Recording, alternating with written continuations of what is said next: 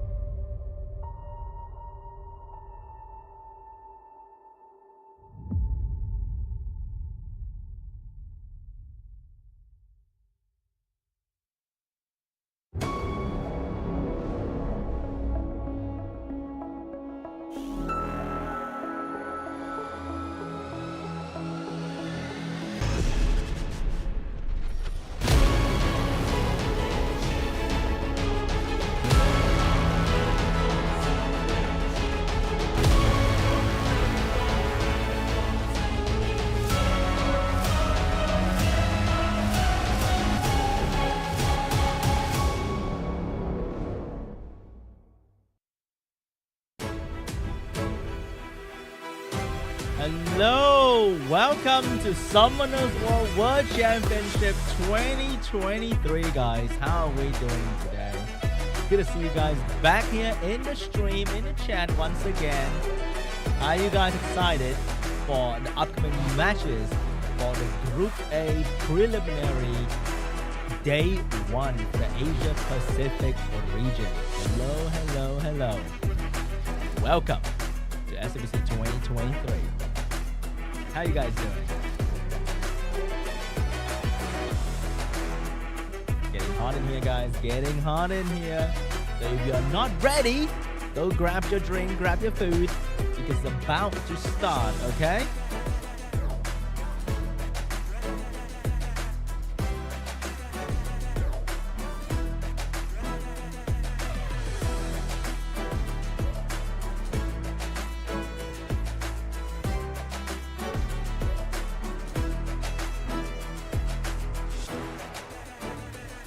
Hello and welcome back to SummonersWorld World Championship 2023. My name is Sean B, and today I'll be your host for the APAC preliminary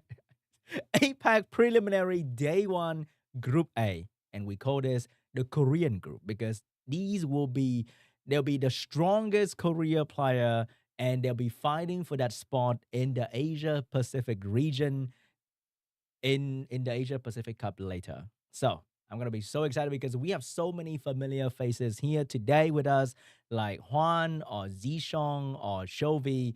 They've been in SWC many, many times, but there are some new faces as well. And hey, don't let me forget DUCHAN in there, ready to go. And oh my God, it's going to be super excited because you know Korean, they are super try-hard in Summoners, and some of them have insane amount of LD 5-star.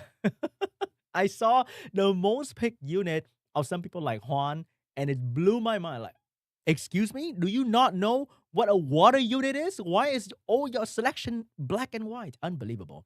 Okay? But then we have somebody who's coming up in the very first match today that's gonna potentially shock us if he's playing like how he's playing in the normal RTA season, because he's rocking something very, very exciting.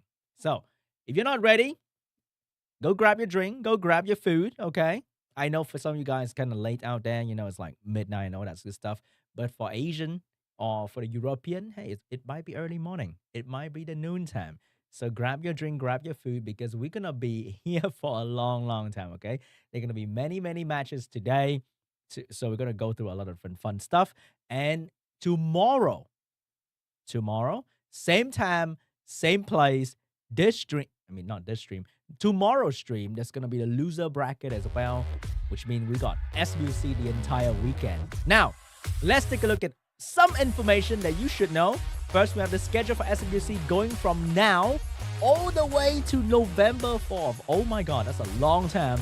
And the total prize money is huge. And we have America Cup, Europe Cup, APAC Cup. We have the China qualification matches that happened already last week. And we have the open qualifier as well. And then we have the world final at the end. Many, many matches to come. And oh boy, I am excited to see these insane matches in all the different regions. And specifically today, Group A, Day 1 preliminary qualification. And look at that. That is the schedule for APAC Prelim going from August 12th, which is today, to September 10th. And the process will be double elimination. So every week there will be a loser bracket and a winner bracket. I mean the winner of today is going to go in. Then there's going to be a loser bracket.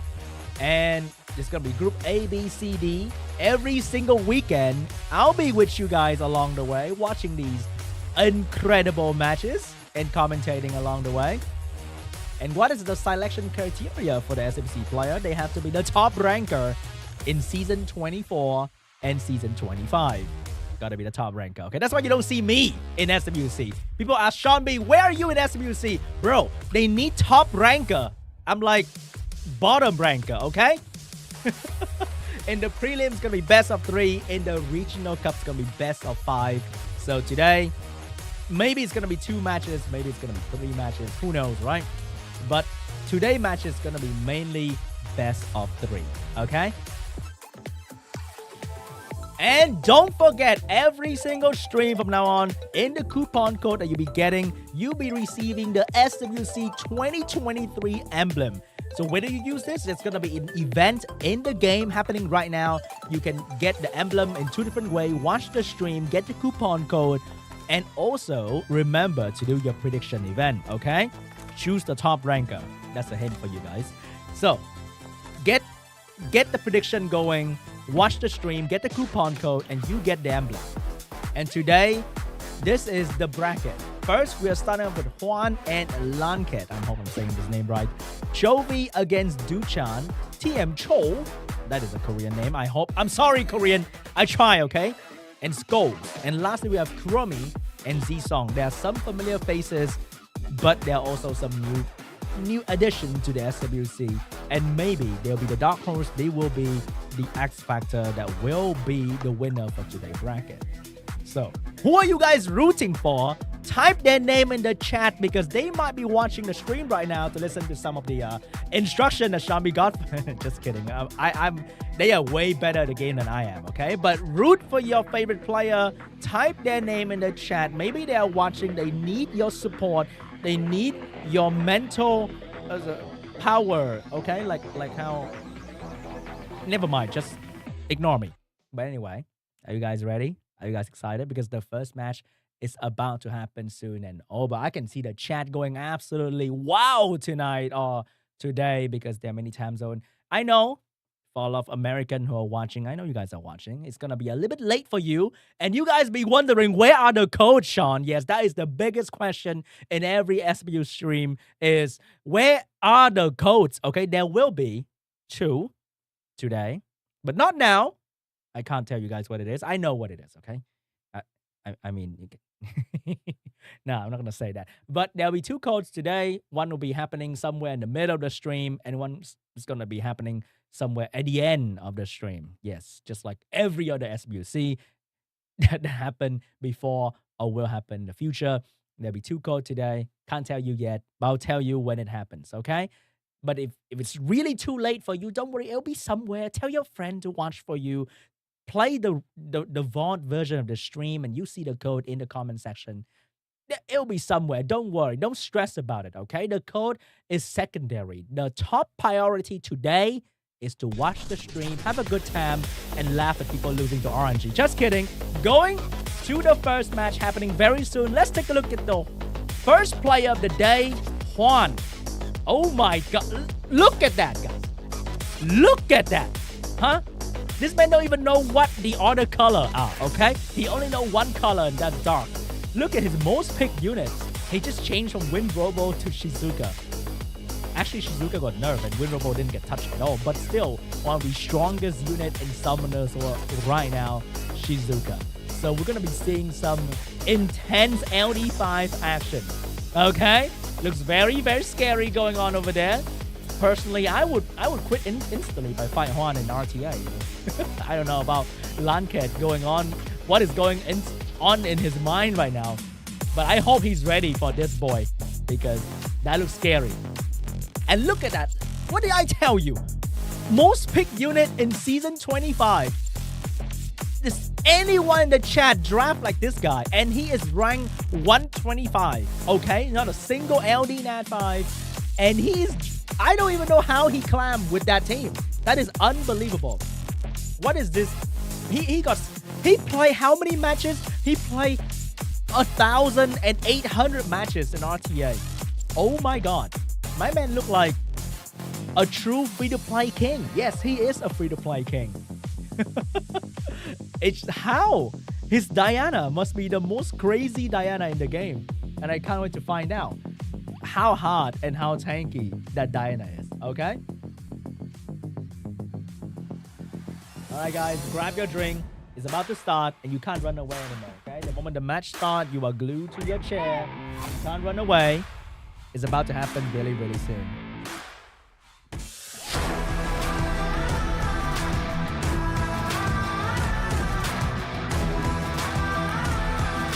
Alright, let's take a look at the very first match of the day between HWAN and LANCHET. What is going to be the pre-ban?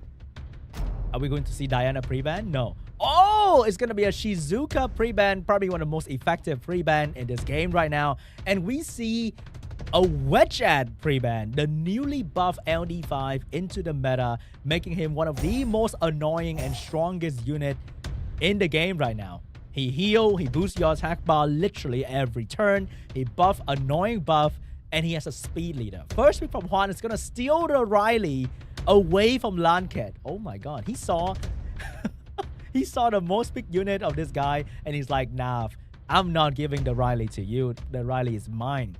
So what will LANCHET? He actually, no way. Okay, he's going in with the Fire Monkey and a Rakuni. Pretty good first pick right there.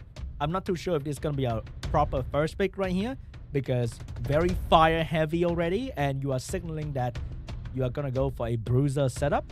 So HWAN is going to go for a counter pick into these two passive heavy unit, and that's going to be Tessarian. And of course Tianlang to counter Rakuni, because Rakuni can boost attack bar every turn in the form skill 1 and 2. And oh my god, LANCHET is instantly my favorite player in this tournament by using the Water Pill Vanilla. Oh my god, no way. I love this unit so much. You don't even know. I mean, if you watch my stream, you know I love this unit. Wow. And we have a Wusa on HWAN's side for more protection, and a Camilla as well. Monkey Camilla. Very hard to control. Big damage, good debuff. And oh my god, I love this already. We have Ongyoki from HWAN for the damage. So he has double immunity, he has Oblivion, he has attack buff, healing, cleansing, and 2 strong LD damage dealer. And last pick from LANCHET is going to be a mouse, so that he can make use of the enemy buff, strip them as well. Oh my god, that's going to be the ban on Water Pill Vanilla, and it's going to be a Tessarian ban to keep the passive going for LANCHET. But 2 heavy immunity unit. Meanwhile, there's only 1 mouse to strip. Is that going to be enough? First turn, mouse going to go for the... Oh, just not going to strip at all. Just going to focus on killing the Ongyoki, because if Ongyoki go down, I think HWAN can't take down the enemy at all. But the defense break on that Rakuni is signaling the one-shot moment for the Ongyoki. If... Never mind, just kidding, it's Rakuni. You don't get to debuff Rakuni ever, okay? If you play RTA for 5 minutes, you know that this rat is not going to get debuffed at all whatsoever. Switching the damage to the Camilla, leaving the defense break on. But this Ongyoki is under a lot of pressure from the enemy. Defense break getting spread by Tianlang. Not looking good for LANCHET. AoE defense break from this Tianlang right here. Not looking good, because if this Ongyoki get to move and get a lucky violent prod, that might be the end for the first game immediately. What is Rakuni gonna do? Rakuni looking to maybe boost the mouse to go for the damage. Maybe a violent. Oh, the violent proc for the... No way! It didn't do enough damage! That was... Wow! That was very unlucky for the mouse. But the monkey is here! And the monkey is gonna finish what mouse couldn't finish. And Ongyoki is out. HWAN lost his biggest damage dealer, and now he is stuck with a Tianlang that cannot out damage a Rakuni ever. Wow, unbelievable. In the very first game of SWC 2023 Group A Day 1 Prelim, we get to see one of the most infamous combo that brutalized many children, men and women in this game. The Mouse Rakuni doing absolute work on HWAN, destroying the Ongyoki with that pure speed scaling damage. And right now, there's nothing that HWAN can do but trying to keep this Panda alive. But I'm not too sure how long will this ordeal go, because the Panda is now under constant pressure from 3 damage dealer. Oh my god, LANCHET giving hope to the non-LD gamer out there with his Rakuni Mouse combo, one of the strongest combo right now in Summoners here. And the more the Riley buff, the more speed this mouse gets. And the the monkey cleaning up the Panda as well as the Ongyoki. Crushing victory from LANCHET. Beautifully done. Well done. Good job. GG. Wow. No way. No way in the very first game we are witnessing what I would say is one of the most infamous combos in this game right now. Mount Rakuni doing work like the monkey. It's the monkey, guys. You see? It's okay. Don't worry. If you don't have LD that time, check out Rakuni. Very strong. Very powerful. The mouse just did like almost 20,000 damage in a span of seconds. And there was nothing on Yoki to do to survive that. Now, we're going to go to game 2. Not gonna lie, before we go into this, I thought HWAN will be absolutely crushing LANCHET, but it seems like it's the other way around now.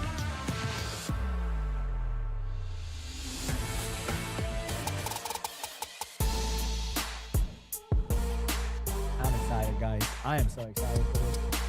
LANCHET picking the water pill vanilla. Oh my, I'm in love, okay? I love that unit so much. If I knew he had that thing ready to go, I would have picked him in the prediction event because I didn't. Oh no. All right, what's going to be the pre-ban here? I want to see a Rakuni pre-ban. Okay, let's see. Rakuni Tianlang pre-ban. How about that?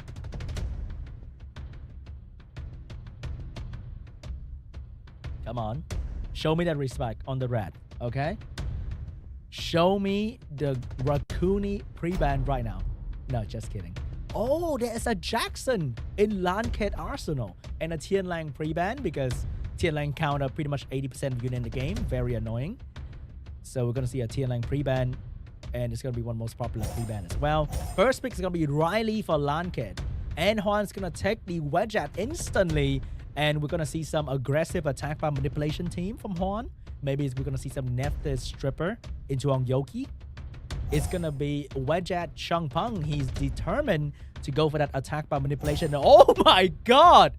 Wow! The biggest fear of control player instantly slapped down by LANCHET. That's going to be the Fire Ryu or Douglas in the modern day. And we have a Diana early pick as well. We have the Nephthys getting picked up by HWAN, but he might need to get a Stripper to go with that.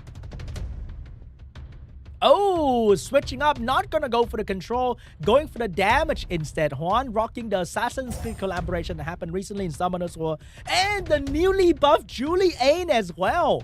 I'm excited for this. That's a lot of damage coming out from HWAN because the Dark Cassandra can provide both attack buff and ignore defense damage. Very, very strong. And what am I seeing over there? That is literally a Dark Horse from HWAN, and that's gonna be the Alexandra, the Dark Unicorn. That can be kind of annoying because if you're trying to one-shot it, you also one-shot your entire team with the reflect damage.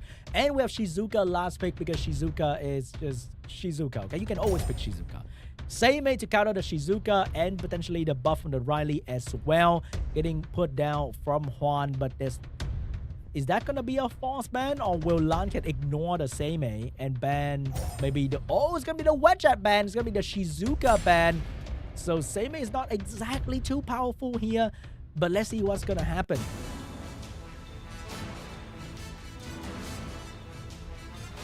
Here we go, guys. Big damage team coming out from HWAN, but I'm not sure that's going to be enough, though.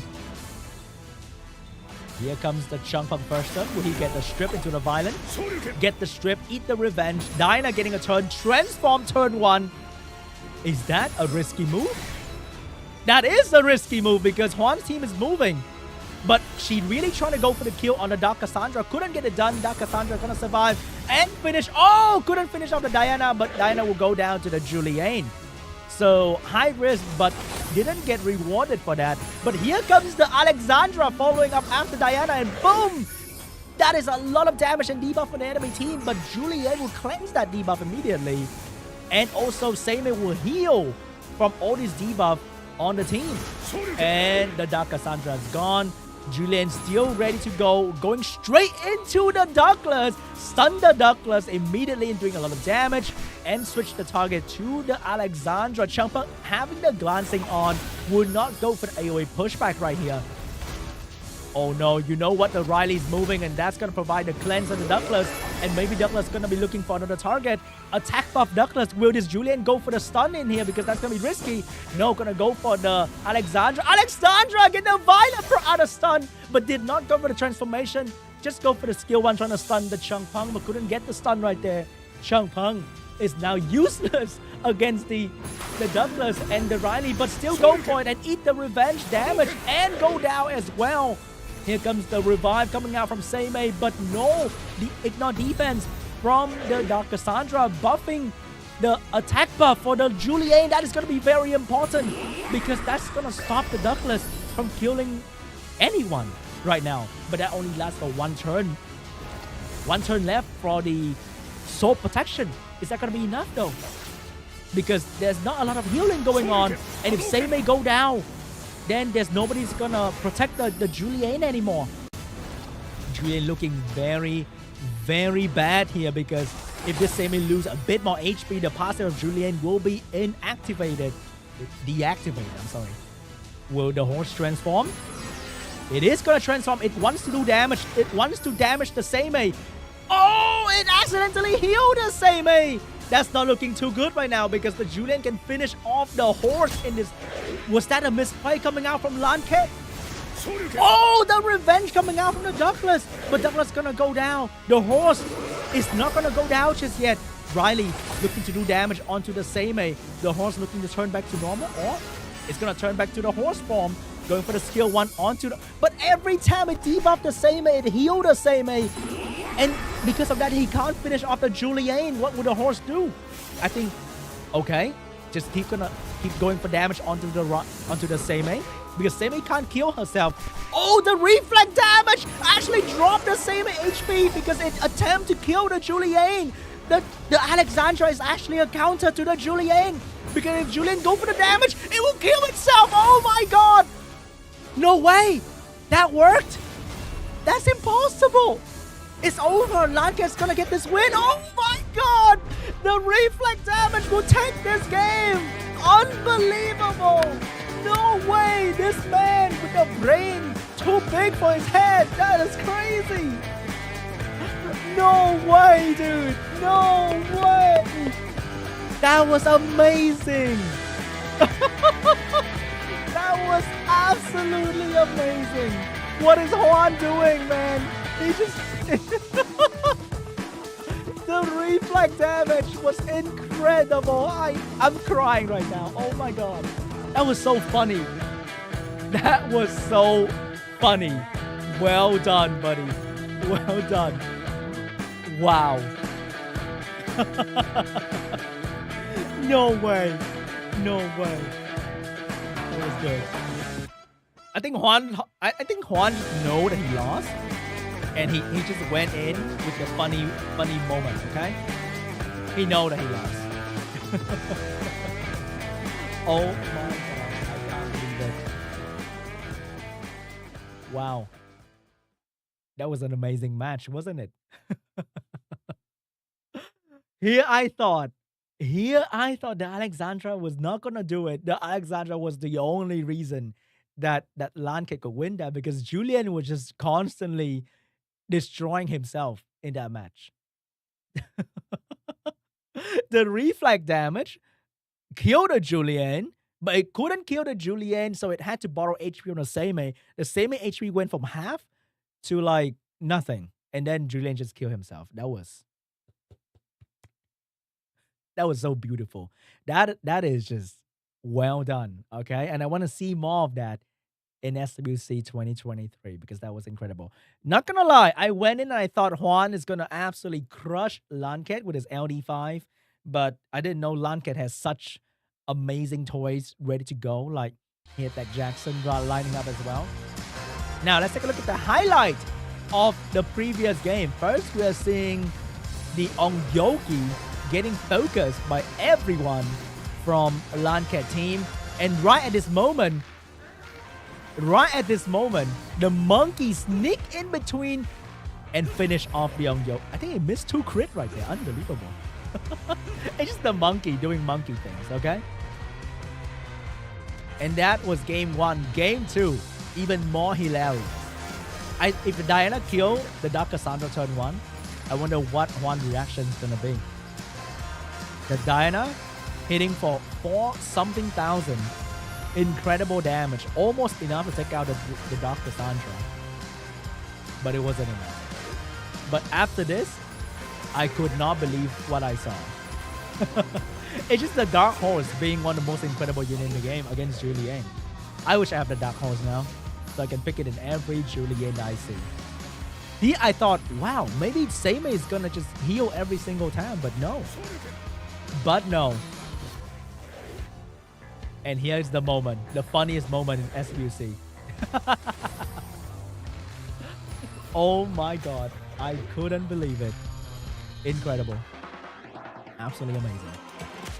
LANCHET moving on to the semi-final, getting a 2-0 win against HWAN, and HWAN will be going to the loser bracket, and he will have to compete tomorrow all the way from the first position of the loser bracket if he wants to get a chance at joining whoever is going to win today in the APAC Cup happening later.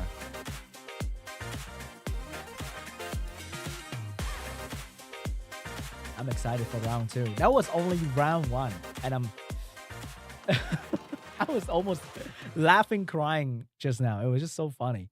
The Dark Horse being the deciding LD for the very first match of APAC Group A Day 1 preliminary. And I wonder what other fun stuff that's going to be waiting for us later on. The match was not only great in strategy value, you know, we see some non-LD team against Tian Lang on Yoki. I think the monkey gaining the speed, the passive, the extra speed that he gained to lap Young Yoki is very important as well. But oh boy, let's check out game 2, baby. We have CHOVY. He has appeared in many SWC before, and let's be looking with rank 67, shy away from 2 rank, one of the best rank ever. And he is a bruiser player. And for season 25, I think he's a fan of this 3-star unit that is kind of underrated called Rakuni, being used a lot with his Fire Monkey as well. Well, Fire Monkey's everywhere after the last stop because it's so strong, gain the speed so fast, and is one of the most amazing bruiser in the game right now.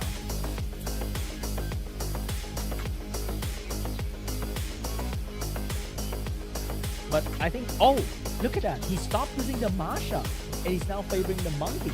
Even though they are kind of similar. They both gain speed, they both defense break, but the Masha can be stripped, but the Monkey cannot be stunned. And Oblivion is not a common thing in this game.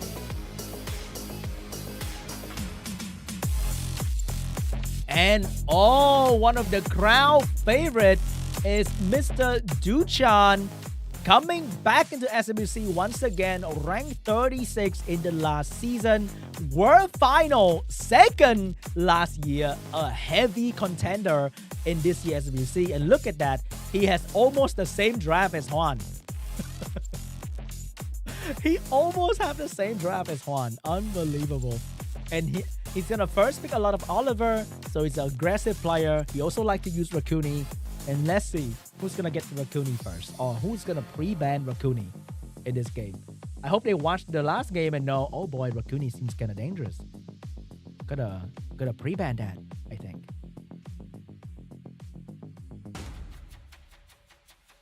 All right, guys, settle down. Get ready for the next game. Match 2, set 1 between CHOVY and DUCHAN.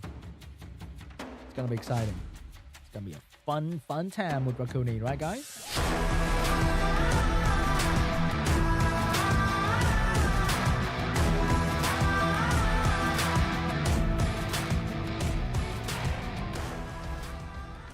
Guys, big guess. What's going to be the pre-ban? It's going to be both LD speed lead, and one is going to be Wedget.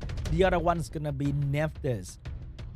Man, Wedget going from who to like, oh my god, that's the guy she told me not to worry about instantly. First pick, excuse me, CHOVY, and that's going to be Camilla first pick for for CHOVY. And DUCHAN is going to go with the Oliver Mouse. I'm smelling the Rakuni coming up, DUCHAN. You can't hide that from me. So I think we're going to see Vanessa Fire Monkey here coming out from CHOVY. Or maybe Fire Monkey Rakuni. Oh no. Did I just not say what he's gonna do? Is he gonna go in with the fire monkey here? He's gonna go with the fire monkey. I can do it already. He's putting his finger on it. Oh, he's gonna go for Gio to counter the Oliver and the mouse. Another draft on the Adriana. Oh my god. Everyone who picked this unit will instantly be my favorite player in this tournament, okay? Oblivion, attack buff, and just everything in one unit. Such an incredible thing, okay? Wow. Thessarian to counter the passive from CHOVY as well. CHOVY going for... Oh no. That is DUCHAN. DUCHAN. And she's gonna instantly send a unit home. And you can't even stop that unless you get lucky and resist. Excuse me? That is going to be Ophelia for CHOVY. Huh? Oh my god. No way. I'm seeing this. He's going with a Guild Siege team going into this. DUCHAN last picking the Shizuka to use all the buff and spread the Oblivion on the enemy team. Mouse getting banned. DUCHAN getting banned. And we're seeing Ophelia, Camilla, Rakuni. Stay tuned because it's going to be a long match. Okay, first turn for the Oliver. Gonna take away the attack bar of the Gio. But let's see how will DUCHAN deal damage to CHOVY, because this Ophelia is gonna steer away all the damage to her direction. But the problem with CHOVY team is he's also lacking in the strip department. With only Gio, is it gonna be enough to open up any opening for Camilla to do damage? And here comes the threat state from the Ophelia. That skin looking absolutely beautiful, by the way. Here comes the Gio looking for a target. Which one is it going to be? And going into the Adriana, the water pudding princess, dropping the debuff as well. The defense brick is ready. But here comes the Shizuka, returning all that favor. No, not quite yet. Gonna leave the soul protection there, but Gio can actually strip that. And Gio take exactly the buff that she needed to take away from the Adriana, leaving the defense break on the Shizuka as well. This Gio is single-handedly opening up all the different possibilities for Camilla to destroy the enemy with. Here comes Rakuni boosting the turn to Gio, getting another chance to strip and stun. Maybe gonna focus the damage on Adriana now. And here comes the finishing hit coming out from the Ophelia. Nope, gonna try to stun the Shizuka, but that's not happening. And returning all the buff back to the enemy.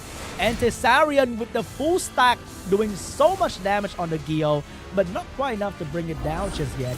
And now with the threat state being on the entire team, Gio will have to hit somebody else and now leave the Adriana alone after this turn. Here comes the Oblivion coming out from the water. Pudding Princess missed the chance to Oblivion, heal back a little bit, but now she's fully protected and there's nothing that the Gio can do. Trying to strip the buff away from the Ophelia, finishing off the Gio. The threat set's gonna stay until the Ophelia touch the enemy, so that's gonna be a while.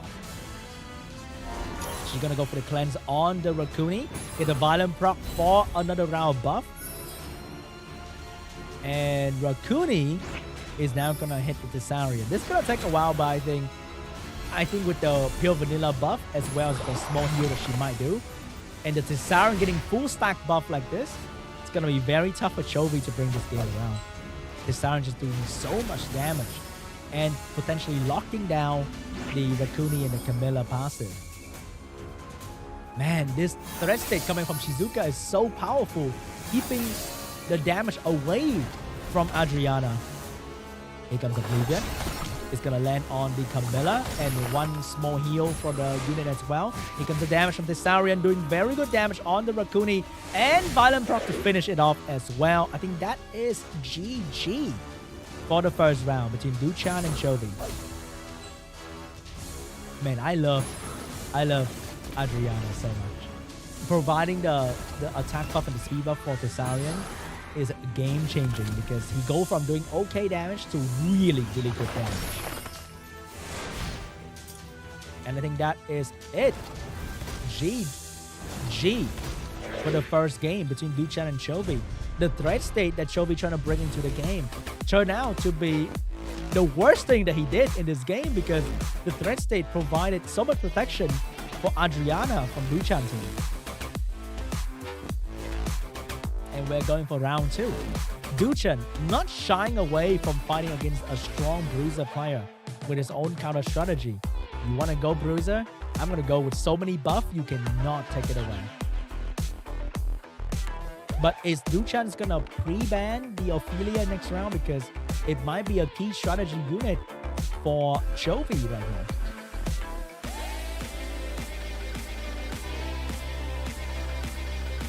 DUCHAN. What do you call that? The runner last year. Will he go into the APAC Cup easily this time? Because if you didn't watch the China qualification matches, spoiler alert, the World Final last year is out from SWC. So anything can happen. Last year you can be the best player. This year you might be gone in the qualification round. So the chance to win is up in the air for anyone to grab.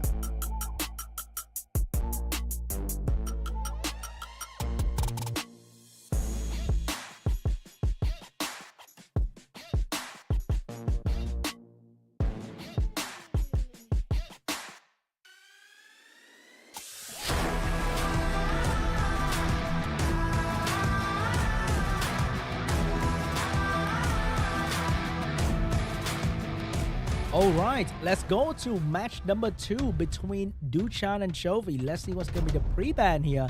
It's going to be Camilla and Laura pre-ban? Interesting. Of all things, it is going to be the newly buffed LD5 Laura, who can provide speed, defense buff, and an AoE strip in the turn 1. Camilla getting pre-ban as well. Wow, Camilla getting so much respect and love. Here comes the first pick from CHOVY, and that's going to be Wedjat and Riley. That is a lot of buff. So will DUCHAN pick up Mouse or Bover to use all this buff for his advantage? He already has Shizuka doing that. It's going to be a Bover from DUCHAN and maybe a damage dealer at this point. I wonder what's that going to be. He has a lot of LD5, so I can't really tell which damage dealer he's going to go for. And that's going to be a Gianna to utilize all the buff from CHOVY. So I think CHOVY looking like this, he might go for maybe a Fire Monkey. Oh, he's going to go for a fast unit and a damage dealer. That's going to be Ethna here for the third pick. But he might be a little bit too win heavy here if he go for another win unit. Maybe he's going to pick up... What is he gonna do? I can't tell. It's going to be Doman. I think Doman is going to be a key unit in his team because Doman doesn't really care about any counter pick. She just go in, drop the curse, and dip. And something's going to die instantly.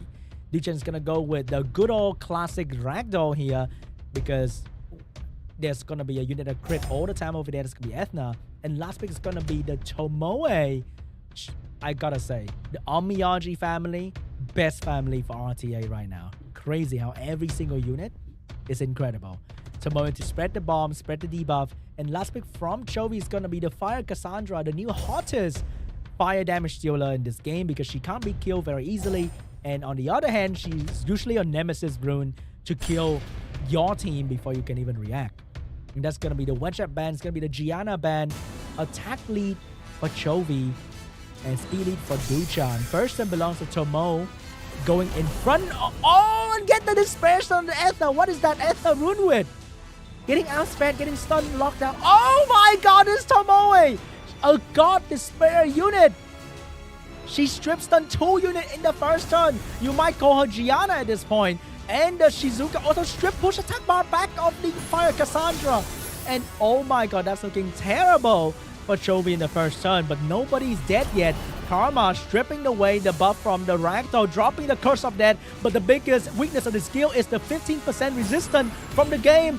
But she landed the debuff right here, which means Ragdoll will go down sooner or later. Cassandra looking for a target. And that's going to be the Ragdoll saying goodbye to Ragdoll instantly. Shizuka looking to return all the favor. No, gonna bring the Ragdoll back first to finish off the enemy Ethna. Couldn't get the finishing attack in. And Ethna might get the heal from the Riley. Oh, she Violent Pro and send herself off anyway. Unbelievable. Survived just to die. And Ethna is gone. Big damage deal is gone. But the Fire Cassandra is still here. And she's getting that skill 2 available next turn. But can she get a turn next turn? That is the biggest question. Here comes Boba trying to steal that buff. Get to the 5 stack. And the Tomoe looking for a stun. Cannot get the stun. Karma dropping on the enemy. Shizuka eating up the Karma. And a Violent Pro Curse of Death on the Shizuka as well. Attack buff on the Fire Cassandra. Looking for another target. Shizuka has to stop this, but she will pay with her own price. I mean life, not price. What am I saying? And there's nothing to protect her. Boom! That attack buff on the Tomoe. And GG. Shizuka saving her skill a little bit too many times. I'm not exactly sure what she trying to do. She didn't try to stun the Fire Cassandra and the... that was a little bit confusing coming out from DUCHAN, but maybe he wasn't feeling well today, so... That was a little bit weird. He had a good start, but he didn't really utilize it later on. Doman, though, on the other hand, getting a very good showcase in there against the enemy team, dropping the Curse of Death and the Karma, just nuking the enemy team without really doing any real damage. Man, I wish I Fire Cassandra. Guys, in the chat, if you don't Fire Cassandra like me, we're here, okay? We're feeling sad. We're watching people using Fire Cassandra, and we feel bad because that is such a good unit, and I don't have it.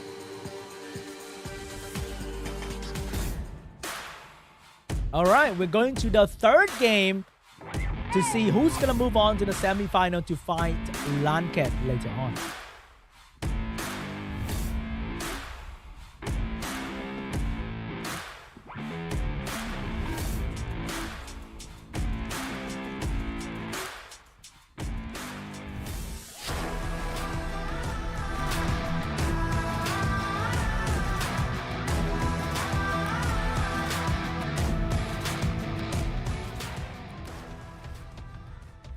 Alright, this is gonna be the third game between DUCHAN and CHOVY. Let's take a look at the pre-ban here for these two players.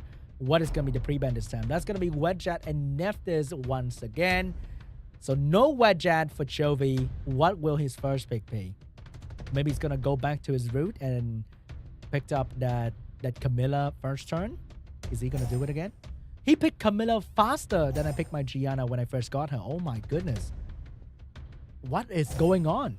And we have the same draft. Oh no! Instead of Gio, he's gonna go for the early Leo this time. Will DUCHAN pick up maybe the Fire Cassandra to counter the Leo? That'll be interesting to see. But when you pick Mouse, you tend to want to ban the Leo. But he picked up the Vert, which means he might let the Leo stay and ban the Riley or the Camilla this time. No, it's gonna go for the Shizuka instead. But Shizuka and Tessarian to counter the passive coming out from CHOVY here. So what is CHOVY gonna pick up to counter this from DUCHAN? It's gonna be Seimei. My man has all the Amiyaji and he's using all of them effectively. And that's gonna be Seimei to counter the debuff coming out from Shizuka and the buff as well. But he kind of need maybe another damage dealer. Fire Cassandra. No, it's gonna go with the Dark Amiyaji. Every Amiyaji getting picked up here. Maybe DUCHAN just gonna go with the fire one for fun. Just kidding. That's gonna be Oberon last pick to do the big damage and also combo really well with Shizuka. So I think the ban might be on the Oberon and potentially the Seimei. Because Seimei just shut down Shizuka so well. It's just not a good thing to let her stay. It's gonna be the Oberon ban. It's gonna be the Doman ban because Doman dominated last game with the Curse of Death and the Karma, constantly forcing DUCHAN unit to die without him being able to do anything about it.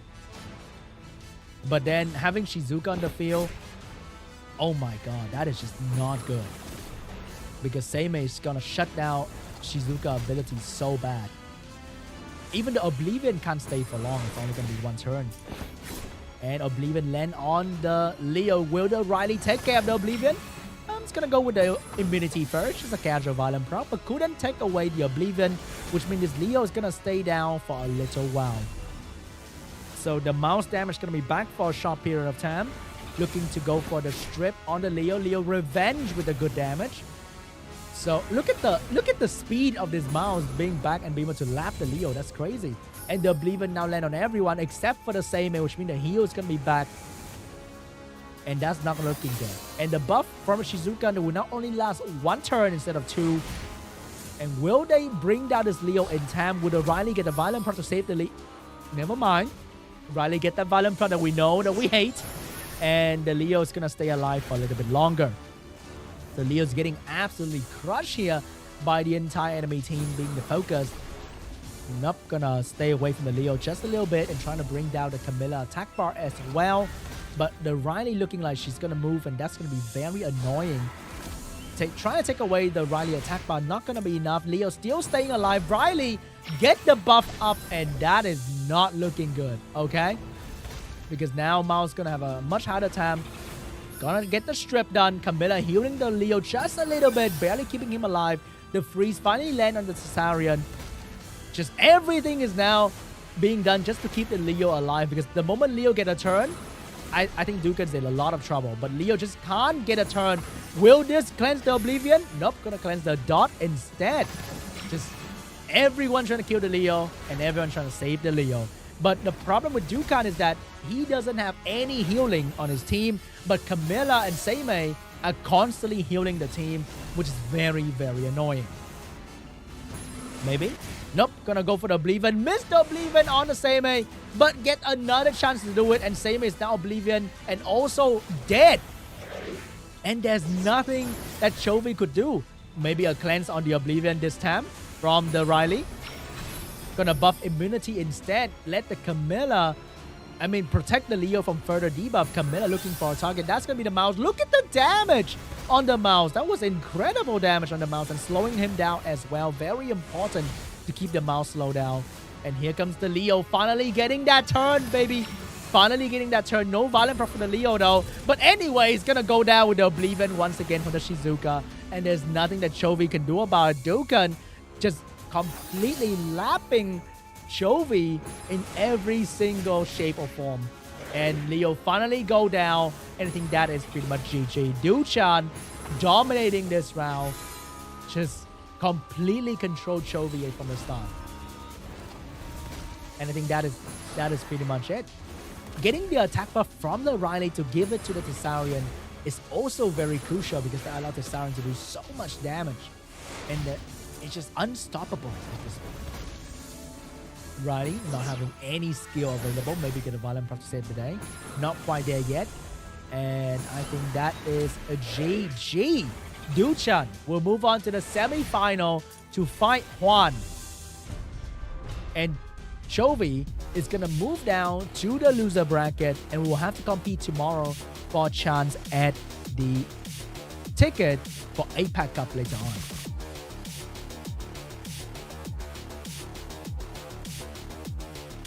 Well done, DUCHAN.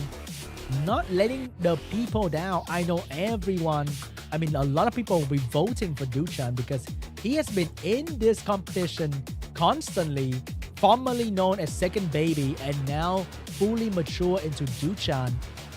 And he's hungry for the final title once again.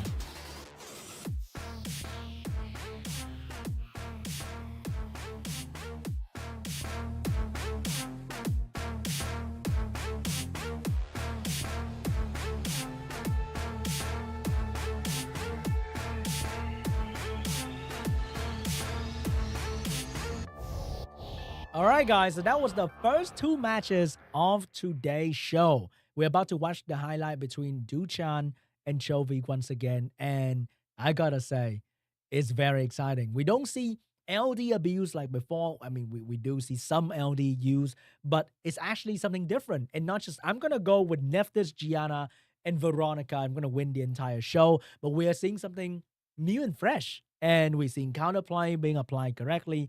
We're seeing strategy being used. We're seeing some funny moment as well. And I can't wait to see what the other 4 players will bring to the table. Will they shock us once again?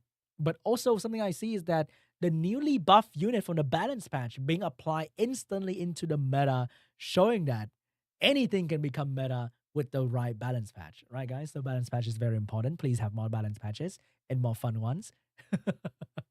Because the moment something get buffed to just the right amount, you see it being used in the meta instantly. And it's so scary. And I can't wait for my Adriana to get buffed, because without being buffed, she's already like popular among these players. And one thing I'm glad to see today is we don't see any Gany Hathor. Okay? Too many Gany Hathor in China qualification.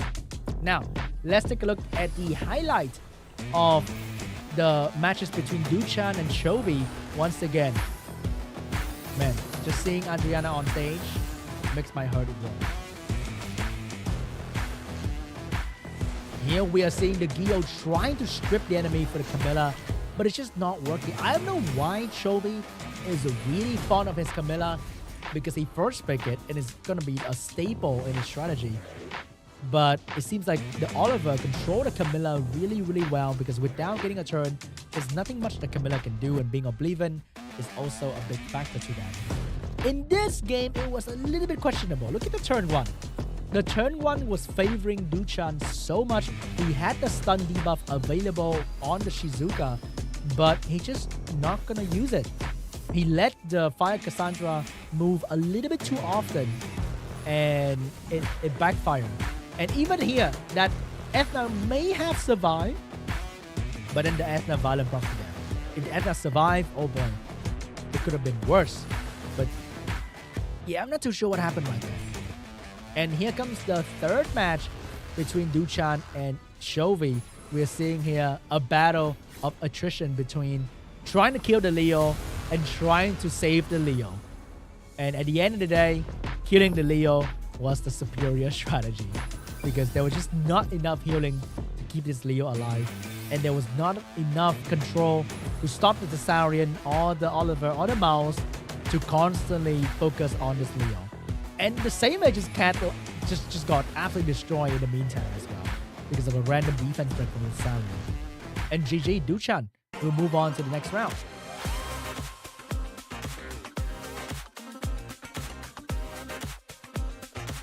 And after this, we are getting a short 10-minute break, guys. So if you want to go to the restroom, I think this is the time for you, because we'll be starting match 3 and 4 very shortly after the break.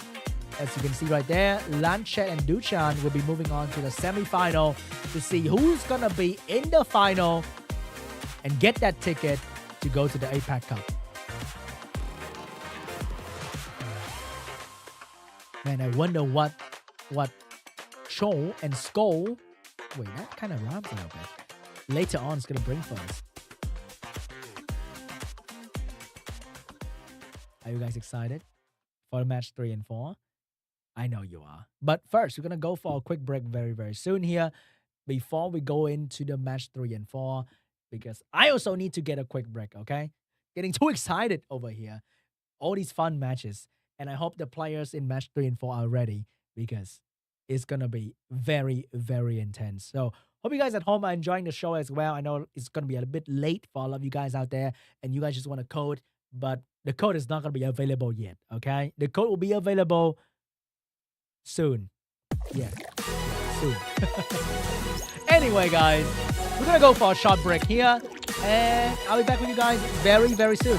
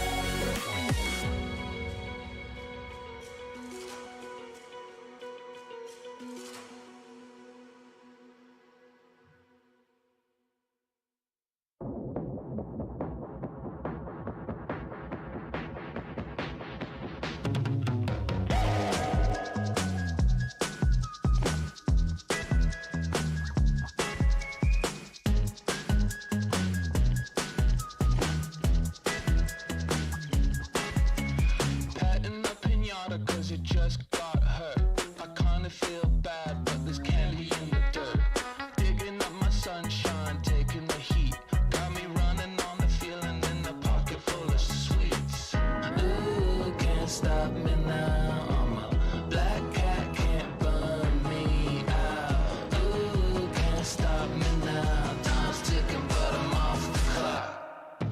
Don't stop. Don't stop.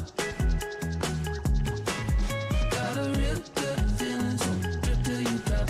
Don't stop. Don't stop. Sipping on coladas and I feel just fine. Colder than Canada, flying high.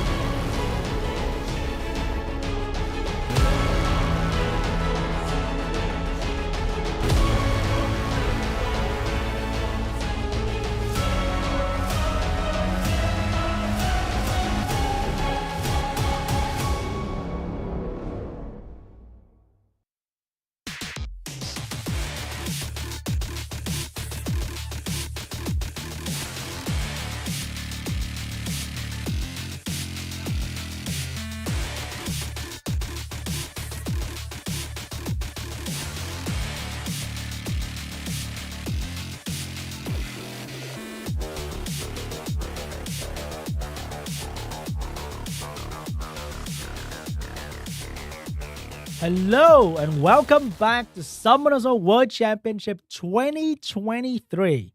I'm so glad to be here hosting the stream for you guys, and I hope you guys are enjoying the stream at home as well. So, we are just finishing up the first two matches in the APAC Group A Day 1 Preliminary, aka the Korean Prelim. If you just join the stream, you can either rewind to watch or you can watch later. And now we are going into match 3 and 4 of the APAC Group A Day 1 Prelim. And we're going to be seeing some more fun matches today. So get ready, come back from the bathroom, get your water, get your food, because we're about to see some more exciting matches today. The first two winners were DUCHAN and LANCHET. One being, I would say, literally the dark horse of the tournament. And DUCHAN being the runner-up last year, so he is one of the strongest players in this entire game to win SWC. So we're going to be seeing very exciting matches from them in the semifinal. But before that, we're going to look for the next semifinalists in the upcoming 4 players. So let's get ready because it's going to be super exciting. I can't wait to see what funny things they're going to bring out, because if you play like how you play in the ladder, then people already know exactly what you do. So first, let's take a look at what they will bring to the table. Oh my god, he looks happy. Mr. TMCHEOL. TM is his guild, I think, Troublemaker. And wow, he is a Veronica user. A very typical Swift Vert looking like team, with Vert being on Swift very, very fast to boost the attack bar for all the other control unit to constantly put pressure on your team. So it's a heavy water Ryu, water striker user. So in season 24, he went from being a bruiser to a control player, literally the opposite side of the road. Interesting. I can't wait to see what he's going to bring to the table. And hey, if playing RTA can make you smile that hard, I need to drink what he's drinking, okay, friend? Mr. Chol, I see you. But on the other side, we have Mr. SCHOLES. And let's see what this young man brings to the table. Alrighty, we are seeing a lot of speed leader in one of his most picked unit for season 25. And we're looking at the segment, one of the most disappointing. Potentially one of the most disappointing unit in this game. And Shizuka as usual. And he's also a heavy Vanessa user. I would love to see that in the upcoming matches as well. Vanessa was buffed recently to get a strip ability in skill 2, so she can strip into defense break, and she's usually on Swift in the current meta.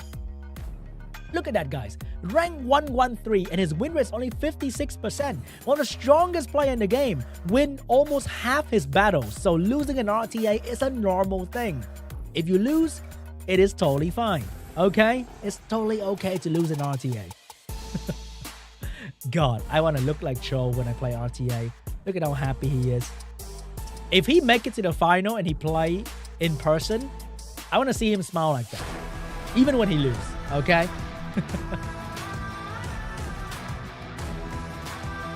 Alright, let's take a look at the pre-ban for the first game between Sko and Cho. What is going to be the pre-ban? Is it going to be potentially Veronica and Neftis pre-ban? Wow.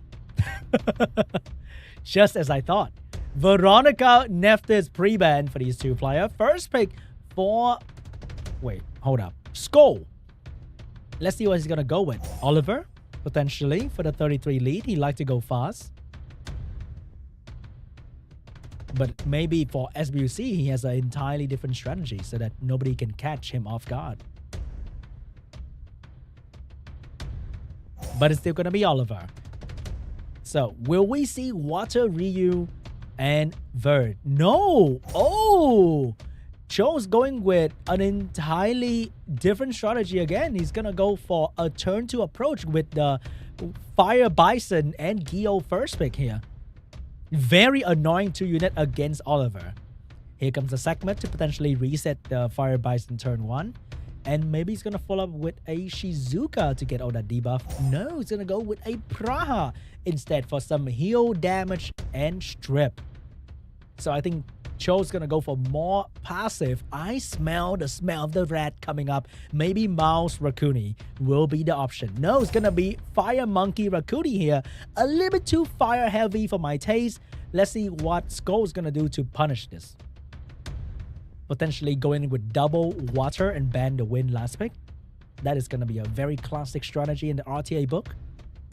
He's gonna go for the Julian, one of the strongest unit, one of the strongest bruiser in the game right now, for his 4th pick. To keep the option open as well, he doesn't have to ban the last win unit. So we're gonna go for another fire unit to counter all the different passive on the side of Cho.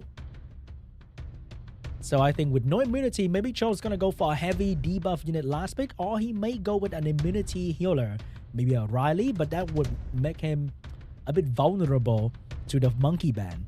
So he might have to pick up another damage dealer that can support the team at the same time. It's gonna be a Wusa for that slot. So maybe we are looking at a Praha ban here and potentially a Rakuni ban for these two players. I say Rakuni ban not because it's strategy, okay? Because I hate that unit. That is a personal thing that I just said. But let's see what's gonna be banned here. It's gonna be a Rakuni and the Praha ban. Yes, that is going to be the ban. And Rakuni is getting banned, I'm sure, because out of personal, like, just anger and nightmare from that unit, and not because of strategy.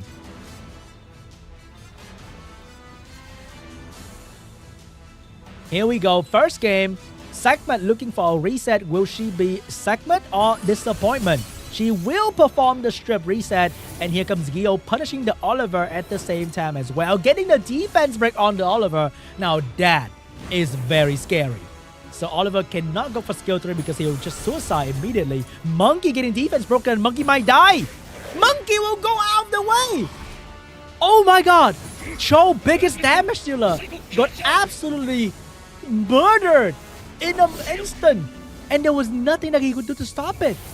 Is that GG? It's not just yet, but here comes the defense break, and if that Julian feel a little bit sneaky, he might go for another kill on the Bison. Oh no, somebody stop the Julian, and here's another kill. Double kill for the Julian, and that might be GG. But oh, Wusa with a comeback. No, just kidding. Wusa is not coming back anywhere in this. Oh my god. You thought that was gonna stop the Julian, but no, the recent balance smash. And another violent block for the Julian. Another stun on the Wusa. Nobody is stopping this vampire. It is unstoppable. 2-turn sleep. That's not gonna scare me. Stun, that's not gonna scare me. Hello to another turn for the Julian. And another violent proc. SCHOLES turn on something, and that was not. Oh my god. Every turn this thing violent proc. What in the world was that? Unbelievable. That Julian had 8 violent runes on it. And GG, it eat the entire team of Cho. Wow. My man, literally school Cho right there with the Julian. Wow, unbelievable. What did I just witness? I'm speechless from that. That's just Julian being an absolute nightmare for Cho. Wow. I can already see what pre-ban is going to happen next game. If he doesn't pre-ban that Julian, there's no way he's not going to pre-ban the Julian.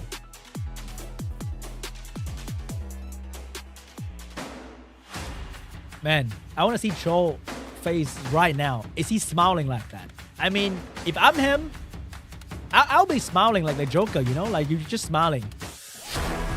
In disbelief, in despair, in anger. You're just smiling all the way. Alright, next round, pre-ban between SCHOLES and Cho. What is going to be the pre-ban here? Are we seeing... No, it's going to be a Segment and Seimei pre-ban here. And first pick for Cho. Will he take the Oliver away from Skull? Or will he stick with the turn 2 strategy and maybe first pick the Fire Bison?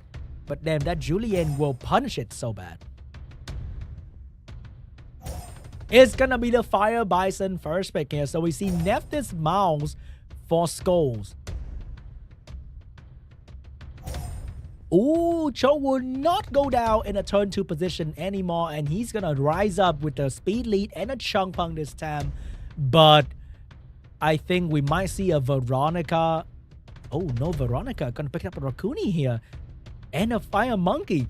He's trying to show Cho how to play turn 2 potentially. I'm not sure if this is the right move though. He could have gone with, oh, Veronica on the side of Cho. Well, I think Skull is the guy not with Veronica. I can't tell anymore. Everyone has Veronica these days. Julian last pick, because who's gonna stop Julian? Only Comtours can stop Julian at this point. Nobody will. Julian last pick here. I think it's gonna be potentially a Veronica or Chungpung ban. And it has to be a Julian ban. It has to be a Julian or Rakuni ban, because Rakuni is just in everyone's dream at this point. Okay? So which one's it gonna be? He's thinking about a Julian ban. I know. I can smell it. No, it's gonna be a Wateryu and a Segment ban, which means Cho is gonna let Skull have the Rakuni and 2 unstunnable unit.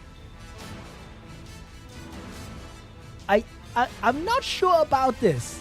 I mean, he does have a lot of attack bar reduction in the first turn, but he doesn't have the capability to one-shot them fast enough.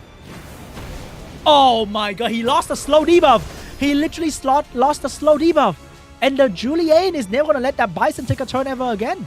And Julian doesn't die to dots anymore. In the past right here, maybe the Veronica might kill the Julian because of the dots, but that is not happening any. Oh no, that's not looking good. That is not looking good. The Bison once again die without doing anything. Just like the last game. Rakuni getting a turn and another violent prop, because that's what Rakuni does anyway. GG.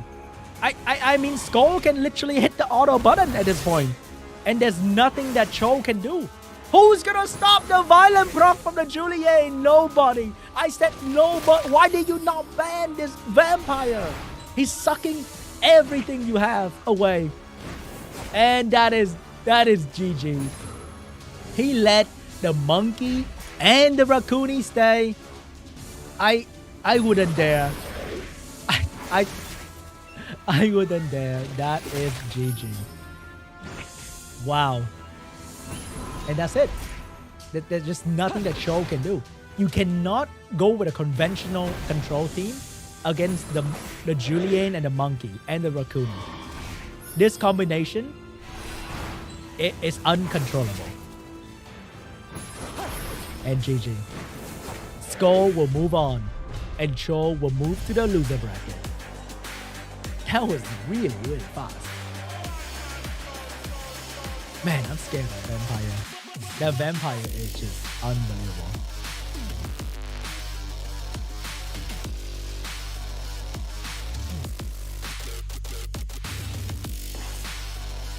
GG. What did we learn today, guys? What did we learn today? That this man, okay, he's gonna bring this Julian all the way to the final. And we will all remember to ban Julian in every single RTA match that we have.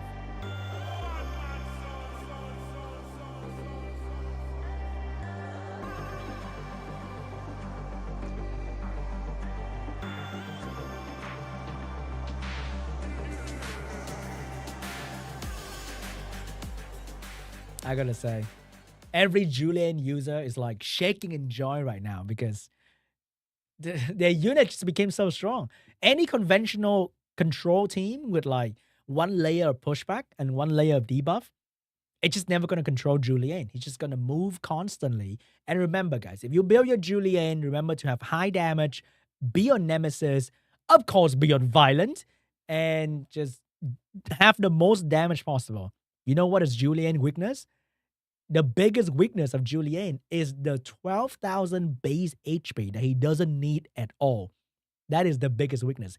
Having 12k HP on Julian is like awakening into resistance for Perna. Okay? You don't need it. But somehow Julian have 12,000 base HP. Imagine Julian with 9,000 base HP and 1,000 base attack. That unit will be. I don't want to imagine. Okay, I don't want to imagine. Next balance patch, you see Julian changing type to whatever, and then get like insane amount of attack power, and that will be the best unit in the game, 100%. Absolutely crazy. So very fast 2 matches between Cho and SCHOLES, and we'll be going on to the last duo of the day in the quarterfinal between Zisong and KUROMI. Who vote for Zisong and KUROMI? I think Zisong is also a veteran player in SWC. Did I hear about KUROMI before? Sounds kind of familiar. I think he's been here before as well. And by the way, guys, I just want to flex the LD Scorpion I got right here. Anyway, here comes the highlight for the matches between SCHOLES and Cho. It's just going to be Julian killing everyone. Watch. Kill. 1 kill.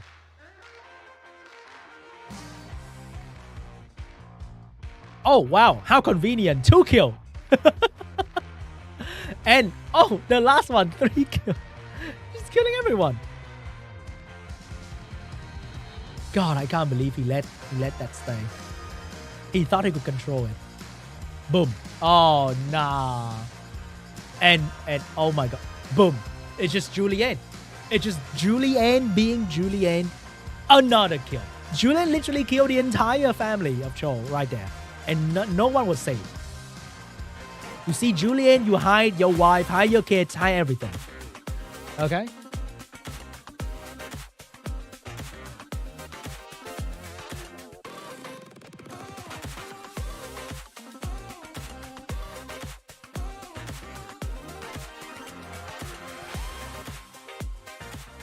And that was match number 3 in the quarterfinal. We are about to go into the match number 4 between KUROMI and Zisong. I think Zisong is a bruiser player, but hey, I can't trust anyone profile at this point because anyone can just whip out a crazy unit that they just got recently because it's been a while since the last SCBC. It's been a while since season 24, 25. So who knows what they have in their arsenal right now because there's so many crazy hidden pocket pick that people can just take out and you'll be like, huh, excuse me? Like Alexandra or Julianne at this point, maybe Laura. Hopefully we're going to see that as well. And it's going to be super exciting because it's just crazy. The swing of RNG in this game is just what excites me every single day. It's like, oh my God, this guy's about to lose, but no, he just violent proc 3 times in a row and things are flip immediately, you know? Okay, let's take a look at the profile of KUROMI and Zisong. This is my man KUROMI, ranked 66 last season, a new challenger in SWC. And he has Nikki, a very amazing damage dealer. I would love to see that. And also Tian Lang in his arsenal.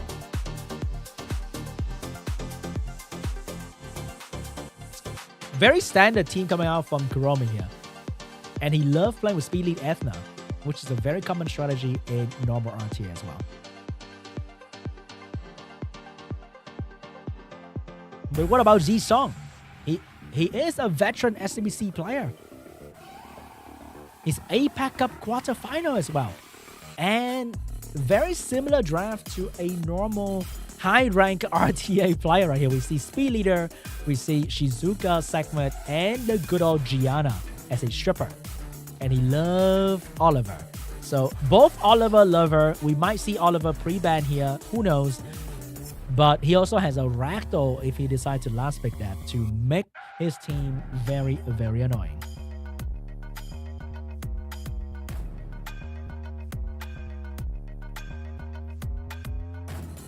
All right, guys, let's get ready. Settle down, grab your drink. It's about to start, and this is gonna be exciting, okay? Because we don't see Ganny. when I watched the Chinese qualifier, it's just like, oh my, this guy's Gany Hathor. This guy's Gany Hathor. But this time we're seeing some aggressive, high damage, big control team. And I like that.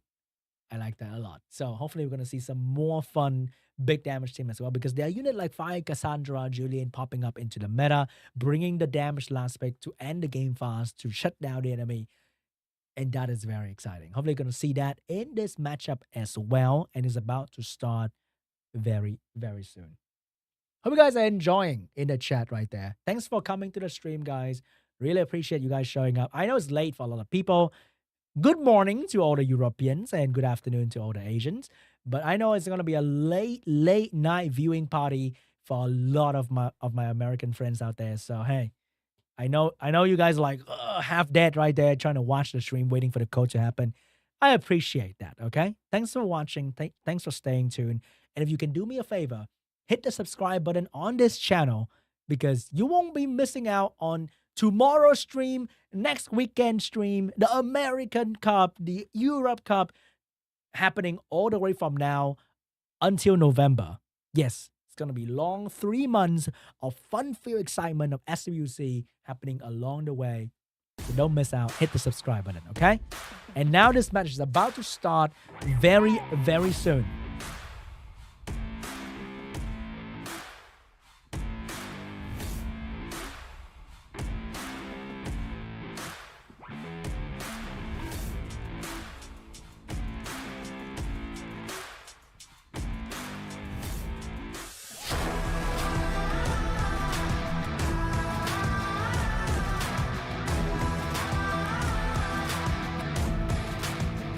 Let's get right into the match. And it's going to be the pre-ban phase between Zisong and KUROMI.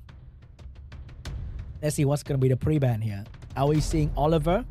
We are seeing Nikki Cigar pre-ban. Interesting. We're seeing a Cigar not being used by them a lot, but being a pre-ban unit, a lot of respect putting on this strip into control unit here. First pick for KUROMI. What is it going to be? Would be it good old trusty Oliver or Shizuka? It's going to be Shizuka for KUROMI, and Zisong have the opportunity to pick up the Oliver and maybe Mouse or Segma to counter this Shizuka. What is Zisong going to do? Oh, No, I just talk about no Gany Hathor. Zisong, what are you doing? But why is Gany Hathor so good? Because it's such an effective strategy, especially in a tournament setting like this, potentially, if you are prepared for it. Alright, what will KUROMI do to counter this? Maybe he's going to pick up a Chiwu. Maybe he's going to steal the enemy Hathor. Who knows? He's going to go with the Jeremiah, maybe segment. That's going to be the Jeremiah segment. These three units are very good for general RTA, ladder climbing as well. I've been using that for the past couple months. Weeks, and it's been pretty successful. They have everything. Very strong skill 3, a lot of reset, many debuff, a lot of damage. Just everything in 3 unit. So Jisung's gonna go for the Vert and maybe the Hathor. No, it's gonna go for the Chiwu, not deciding on the Hathor just yet. Getting the Vert Chiwu right there to keep the control on the enemy. And the Chiwu and the Wusa can potentially become Hathor if they get lucky. Here comes the Hagen to counter the Chiwu because Chiwu will have to apply glancing on the enemy, and with Hagen cleansing that, the entire team will get 40% attack bar, effectively countering the Chiwu strip. And last pick will be Tomoe to spread the debuff from the segment and potentially shutting down the Gany Hathor combo with the Karma. What is Jisung last pick going to be? Is he going to ban out the Hagang and locked in another debuff unit? That's going to be Juno last pick right there to counter the Shizuka and the segment and the Tomoe. And he's going to lock that in with the Juno. I think it's probably going to be the Hagang ban. It's going to be a Hagang ban and it's going to be the Juno ban as well. So I think Zisong, is he going with a Swift Gany to surprise the enemy? Oh, the Gany is not exactly fast. So the segment has the opportunity to control the Wusa and the Gany here. If she can. But will she? She will get it done. Segment is performing in today's matches Well done, Sakma, controlling the Gani skill 3. Chiwu looking for the pushback. Missed the Shizuka, but get the pushback and the glancing on everybody else. Here comes Gani, having skill 2 available still. Not going to do anything too important just yet. And the Wusa's going to put up the protection for the team because Shizuka might put glancing on the entire team. And that is not going to look good for the Bird. Here comes the Violent proc from the Wusa. Will Shizuka pop the skill 3 here, or will she save it? I mean, there's really no reason to save it because KUROMI doesn't have any crazy AoE strip available. So he might just pop it, and he will pop the skill 3 because the dragon can give the skill 3 back immediately. Jamire, will he go for the reset to give the Sakura another chance for the strip?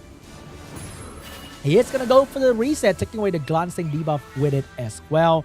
Here comes the Tomoe looking for a quick strip, and that's going to be on the Chiwu, going for the finishing touch on the immunity as well. Chiwu is now off immunity, trying to take off the immunity of Jamaya, but couldn't get it done.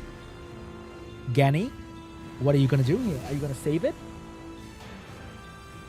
He's going to save it for later. Wusa, everyone is going for the Jamaya kill here. The segment has the skill 3 available, but who's it going to be on?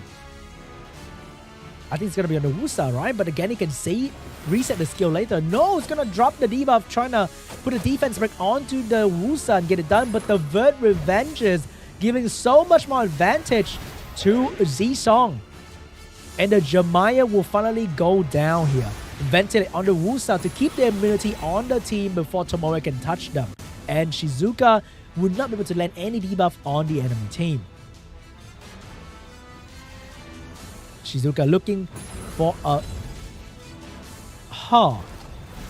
I'm not too sure about that move right there, but he went for the skill 3, applying nothing on the enemy team and overlapping his own protection for a little bit.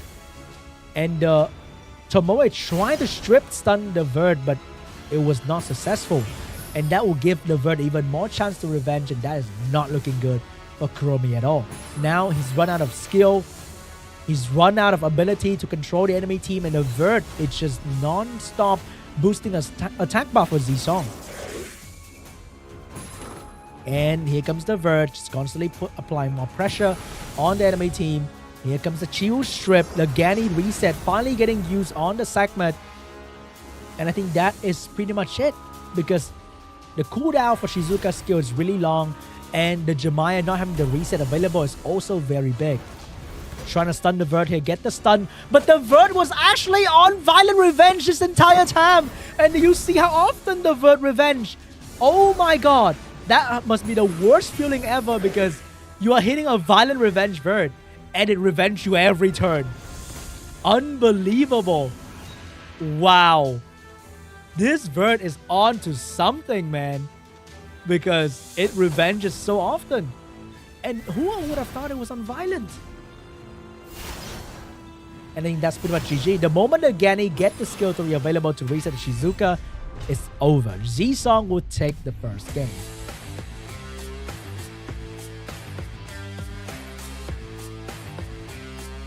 He's switching it up. Z-Song going in with an entirely different strategy from his profile. Man, Gani, Chiwu, Wusa, Vert, very deadly combo. And that was the Wusa and the Chiwu didn't even sleep anyone for 2 turns yet. Imagine if that happened. That would be unstoppable.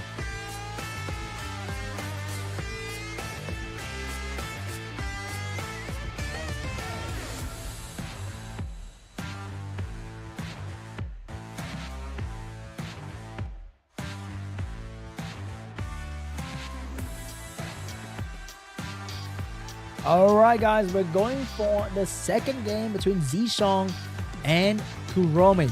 Let's see if Z-Song's gonna switch up any strategy here, or if KUROMI's gonna develop a new counterplay for Z-Song.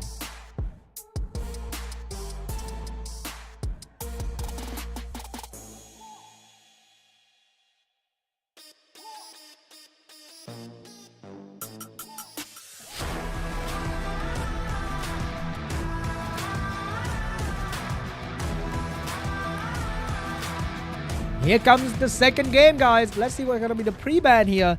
Will we see a Gani pre-ban in this round?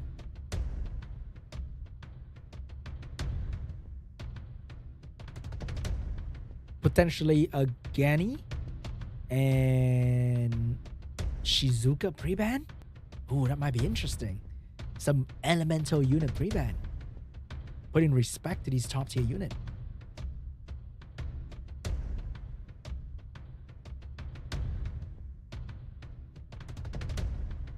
Man, they're really putting some thought about his pre-ban, because it's not just, I'm gonna pre-ban Veronica and call it a day, because this pre-ban is gonna change a lot. Oh, that's gonna be a Tian Lang and Oliver pre-ban. First pick for Z-Song here. He will probably go for the Shizuka, but if he's sticking with the previous strategy, I think he's gonna first pick the Gani.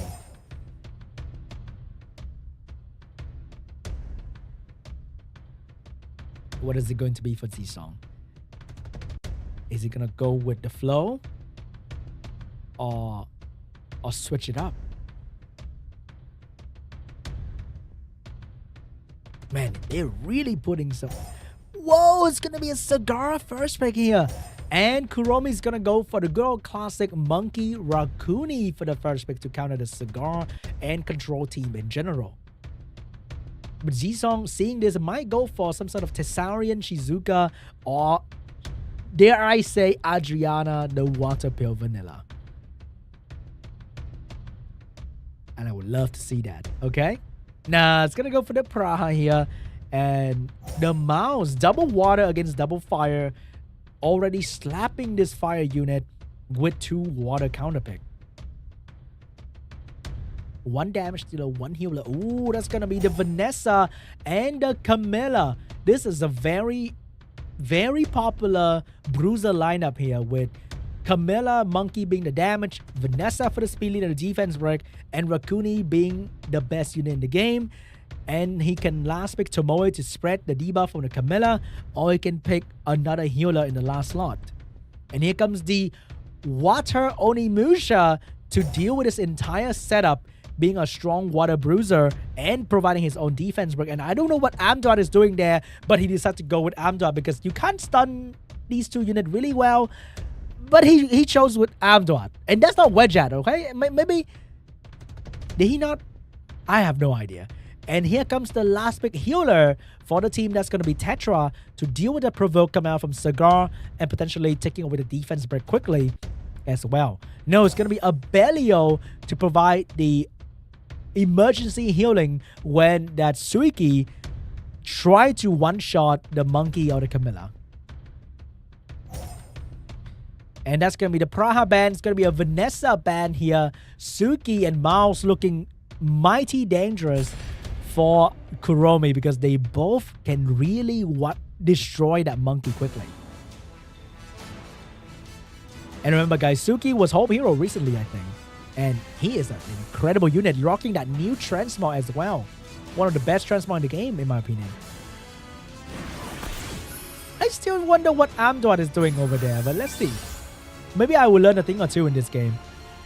Here comes the Amdot looking for the AoE pushback and the slow debuff. Actually stunned the Camilla out of nowhere. I like that. But the Cigar might crit and cleanse all of that. But he still want to reset the Abelio for sure. And he crit and cleanse all of that. Unbelievable. Cigar, you had one job, buddy. Why are you trying to overperform like that? Defense break on the Camilla. No healing from Abelio is very important. Amdot getting focused down here. Amdot's going to get a turn with all the attack for a gain that he can get. But what kind of impact will he bring to the table? Let's see. Gonna go for the pushback on the Rakuni. Maybe Amdot is here to control Rakuni. Who knows? But Amdot's definitely being heavily controlled here. And Rakuni is gonna cleanse that defense break away from the Camilla, unless Amdot have something to say about it. Trying to provoke the Monkey, but the Monkey gonna send Amdot home. Defense break is gone. Suki looking to reapply that real quick on the Camilla. Gonna go for... Oh, look at that violent proc. That's what I'm talking about. Suki can be very, very scary. Big damage on the Camilla and no healing from the Abelio to save the Camilla. Mouse looking like he's going to finish the Camilla right now. And he's going to have the chance to do so. Camilla is not going to go down yet. And the healing from the Camilla is going to bring the HP up a little bit. And Rakuni is going to bring the HP up by another big amount. And Camilla can self-heal as well. Oh my god, this Camilla is surviving through all this. But the revenge from the Suki bringing up the attack by Babelio. The Babelio might have Violent Pro as well. No Violent Pro from Babelio. And here comes the big important hit from the mouse, not getting the Camilla down just yet. Suki looking to finish up the target unless the monkey stopped the Suki, but I don't think that's going to be possible. Monkey's going to go for the cigar here. And Suki going to go for the finishing move and take out the Camilla. That is also the winning factor for KUROMI because they need a water damage dealer for these two strong water units. How is Monkey's gonna deal with these two water units? I'm not too sure. But I know the Monkey's gonna take care of the Cigar right now. Cigar is gonna go down anytime now. But the Suki and the Mouse is not gonna go down easily to this fire damage dealer. Here comes the Rakuni boosting the Babelio turn. Is he going to go for the heal? He's going to go for the damage crit on the Cigar. Critting off element is happening, guys. The Monkey looking for a target for the defense break. And will he get it done? He will not get it done. And the Suki is going to return the favor by applying defense break. No defense break for the Suki.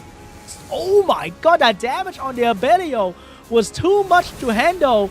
But he's still not healing just yet because he knows Rakuni is going to do that for him. Rakuni gonna heal the Babelio a little bit, but he might die to a violent proc here if he's not careful. Mouse looking for the kill. Cannot get the kill, and Babelio get a chance to heal. Monkey, you have to defense break somebody here because if you don't, there's no way gonna kill any one of them. Monkey cannot defense break the Mouse, getting the unlucky resistance. The Suki is gonna take away that fish. I have no way. I don't know what to call that thing anymore. It used to be a bear. But the Babelio is gonna die to the Suki, and the Monkey is looking like this is gonna be a very, very tall tree for him to climb. This Monkey cannot defense break any one of these units. Suki absolutely destroying the competition here. Monkey, you have one shot, buddy. Sweaty hands, Monkey, sweaty hands. Can he get it done? He will not get it done. He missed the chance to defense break again. He will get another one next turn, but the glancing hit is way too strong. The Suki looking for a meal, and he's going for it. The defense break on the Monkey. Monkey, you have to bring this home. Will he get... No, he missed the chance. He get a violent pro. He get to do it again next turn. But will he be alive next turn to do so? We don't know yet. Here comes the damage from the Mouse, and the violent pro from the Mouse will not bring the Monkey down just yet. The Monkey will have another opportunity. Will he apply the defense break? He will crit, but he will still have the Suki. Suki going for the walls. The end is over. GG. Z-Song is gonna destroy KUROMI with a Suki 2-0. GG. Well done. Suki domination. Very popular water damage dealer in the high rank, by the way. Very popular. Chat Suki and a beta Monkey. Man, Suki's so good.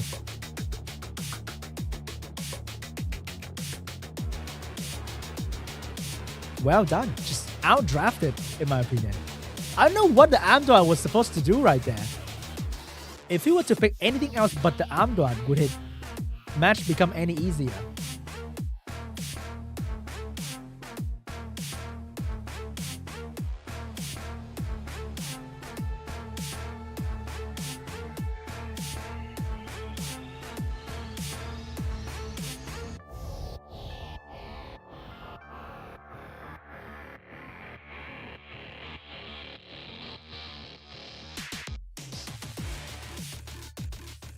Alright guys, that will be the fall match in the quarterfinal, the final one. So next up, we'll be watching the semi-final coming up really soon. And there is going to be a special coupon for you guys right after the match highlight. Okay? Not yet. Not yet. You can't leave yet.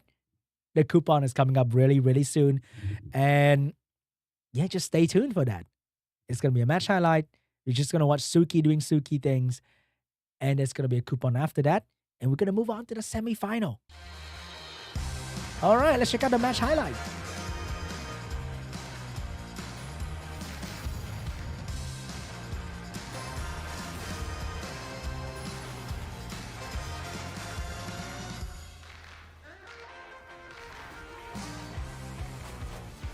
Man, this word being on violent shocked me. Unbelievable. It revenge so much and it was on violent. Excuse me.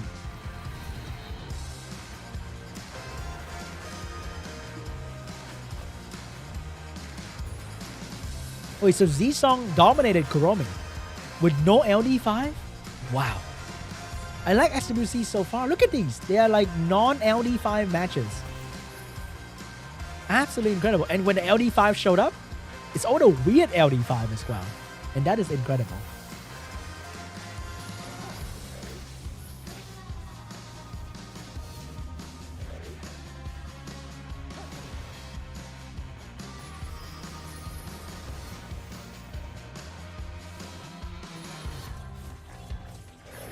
Look at that Suiki go, baby. The monkey violent for almost every turn, but still couldn't do it because Suiki is just so strong.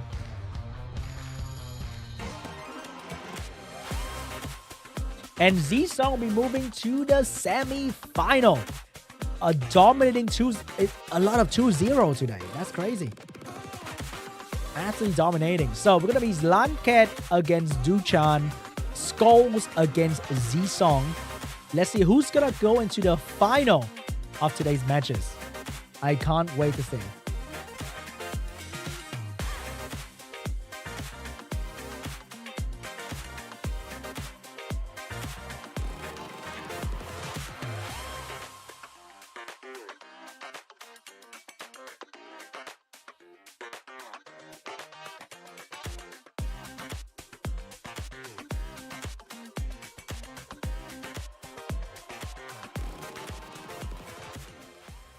All right, guys. Thank you so much for hanging out with me so far. We're going to go into a short break before we go into the semifinal.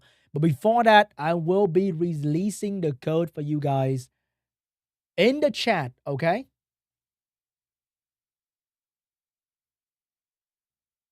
Wait, how do I show the... Wait, hold up. Hold up. Guys, I have a problem.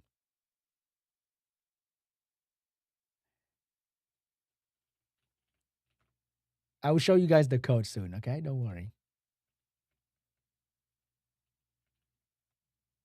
All right, guys, let's check out the code. It's going to be SWC Jadu Waja. It means let's go in Korea. So it's going to be 100,000 mana and 100 energy. I know it's not an LD5, okay? It's free. Take it. There's going to be the link in the chat. So if you're on iOS, the only thing you need to do is to click the link in the chat.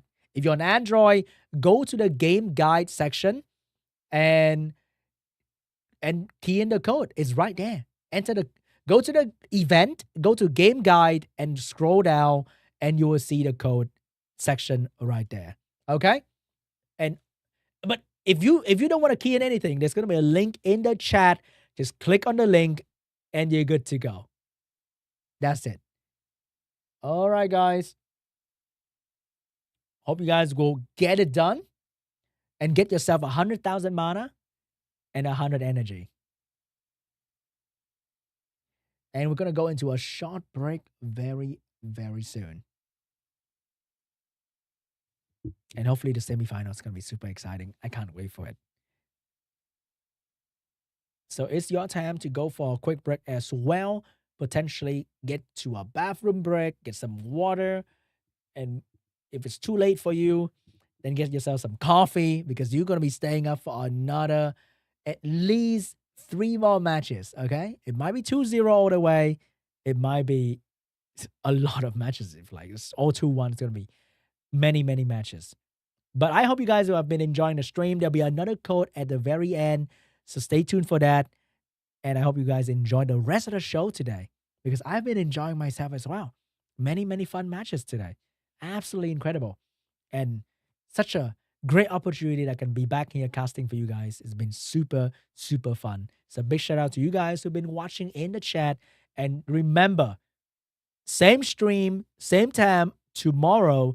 That's going to be the loser bracket. So whoever didn't make it today, they will still play tomorrow. So don't worry. Maybe if your favorite player, Mr. HWAN, didn't make it today, he will still make it tomorrow if he can go all the way back for the loser bracket. that's going to be a long loser bracket as well. So don't worry, okay, guys? Your favorite player is not out just yet. That's going to still be the loser bracket tomorrow. And for the SWC emblem event, remember to watch the stream, key in the code to get the emblem. Anyway, I'm going for a break and you should too. I'll see you guys in 10 minutes.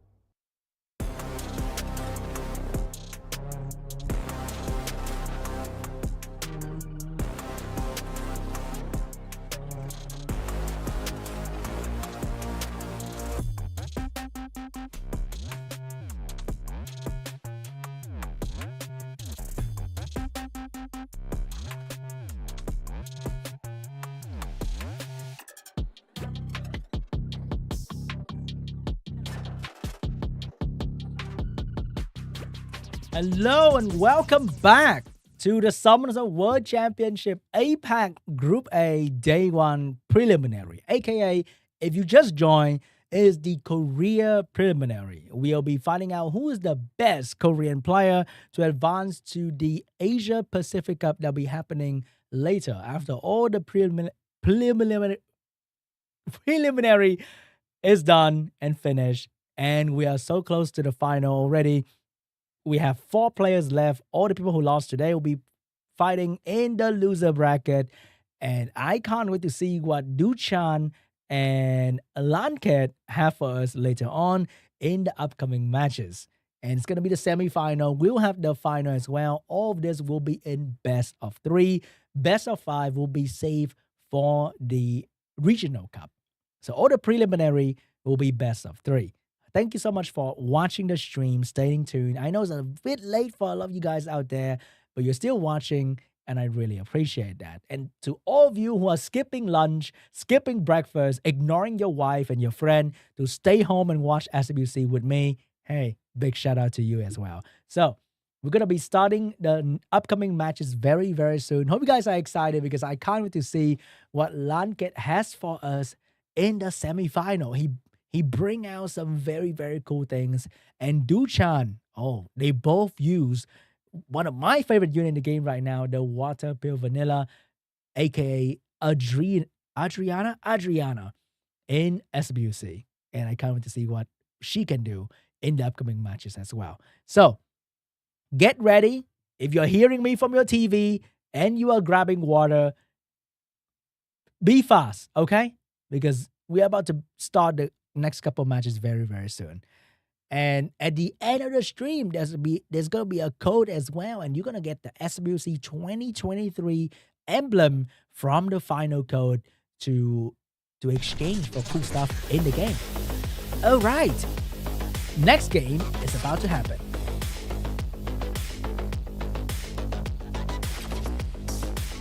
And look at that. I think they'd have to fix a little bit, but LANCHET having the Diana being one of his most picked units and 2 all against HWAN is absolutely incredible. So I can't wait to see what he brings to the table in the match against DUCHAN here.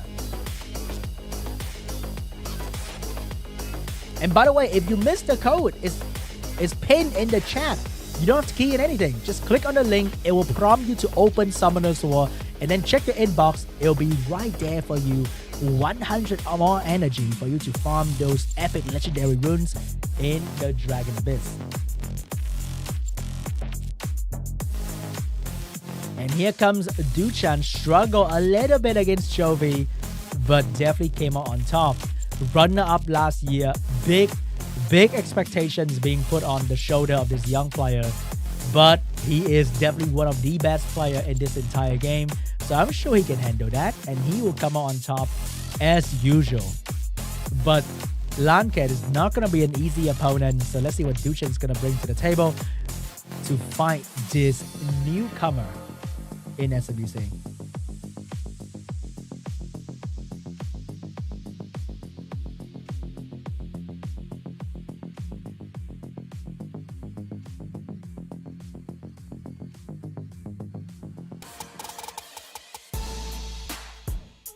Get ready, guys. It's about to start. It's going to be super exciting, and I can't wait.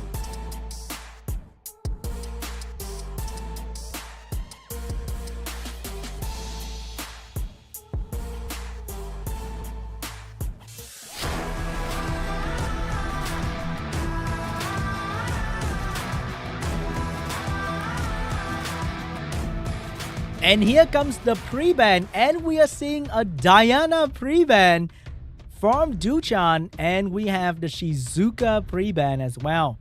Wow, Diana pre-ban. Who would have thought putting just Diana in the pre-ban? It's just unbelievable. First pick from DUCHAN is a Laura. Out of all the LD stripper or all the good stripper in the game, Laura is being picked up.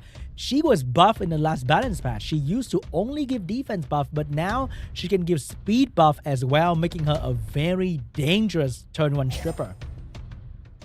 And here comes the Fire Monkey and Riley. Not Raccoony, but Riley. And DUCHAN's gonna follow up with the best follow-up a man can ask for. And that's going to be the Nephthys for his follow-up. And the Changpeng for some attack by pushback as well, potentially. No, it's gonna go in with an Abelio, but with a defense buff from the Laura, that Abelio might be one-shotting anything in his sight with the defense break.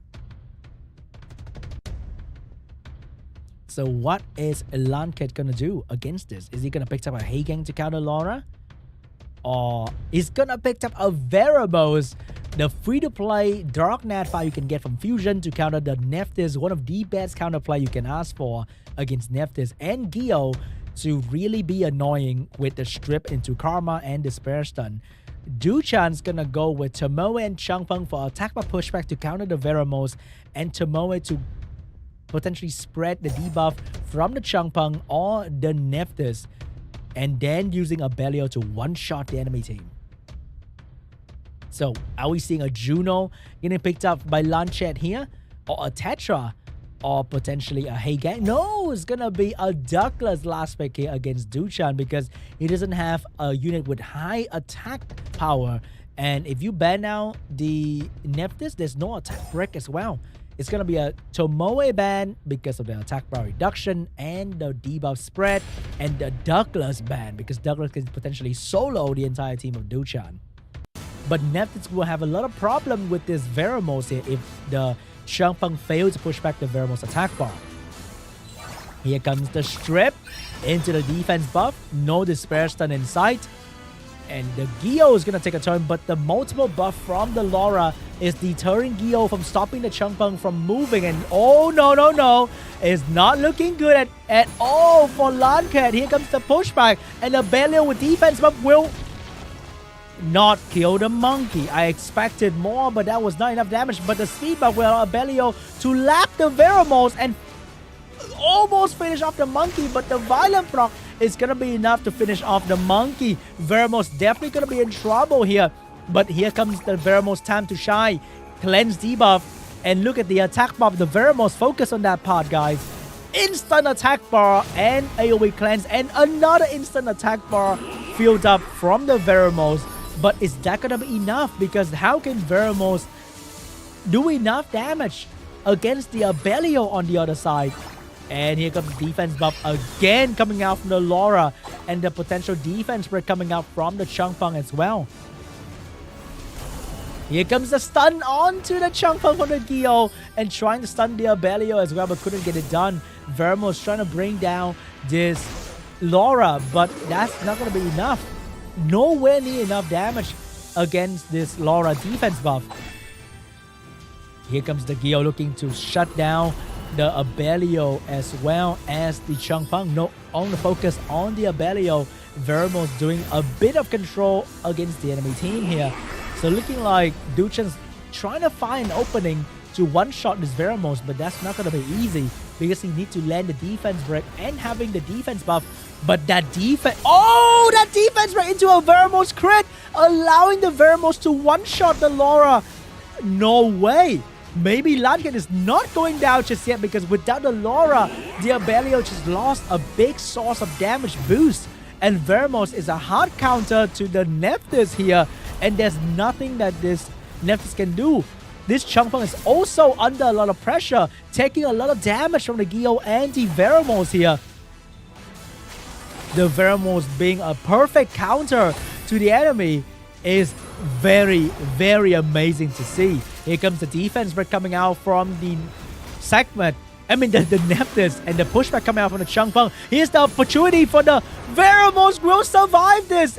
Will the Nephthys do enough? No, the Veramos will survive everything. And he will cleanse, and he will stun, and he will get a turn, and he will take away the Changpeng as well. In a single moment, Veramos perform function of 5 different units and taking care of the enemy team. Veramos being the main character in the show, absolutely destroy DUCHAN team. Wow, incredible. This Vero surviving the damage, doing the control, doing the damage, and doing the healing as well. He did everything in one single unit. What an incredible counterplay coming out from LANCHET, and now he's waiting for a moment to defense break the enemy unit, and Veramos will take care of the rest. And there's no way this Nephthys can do anything anymore, because if she dropped the debuff, Veramos gonna take care of that in a second. Just like that, guys. Just like that. One of the strongest control unit in the game being absolutely countered by a free-to-play unit called Veramos. If you ever have any problem with Nephthys, remember, you can always use a good Veramos. And how to do that? You can build your Veramos on triple Nemesis, violent Nemesis, on speed HP HP, or speed crit rate HP. But I recommend speed HP HP to survive the enemy damage, like how the Veramos survived the Abelio right there. Having some damage reduction from water and light can be very good as well. And Veramos absolutely dominated DUCHAN. LANCHET, well done, well done. I like what I'm seeing today. Good job, man. Amazing performance from LANCHET. Are we seeing a Veramos free ban next game? Who knows? It might happen. Maybe LANCHET's gonna take... It's gonna win everything. His counterplay is top notch.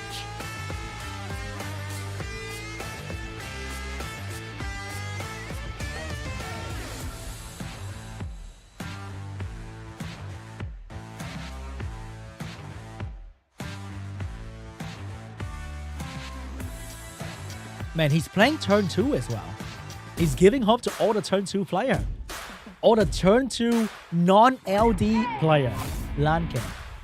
Incredible performance.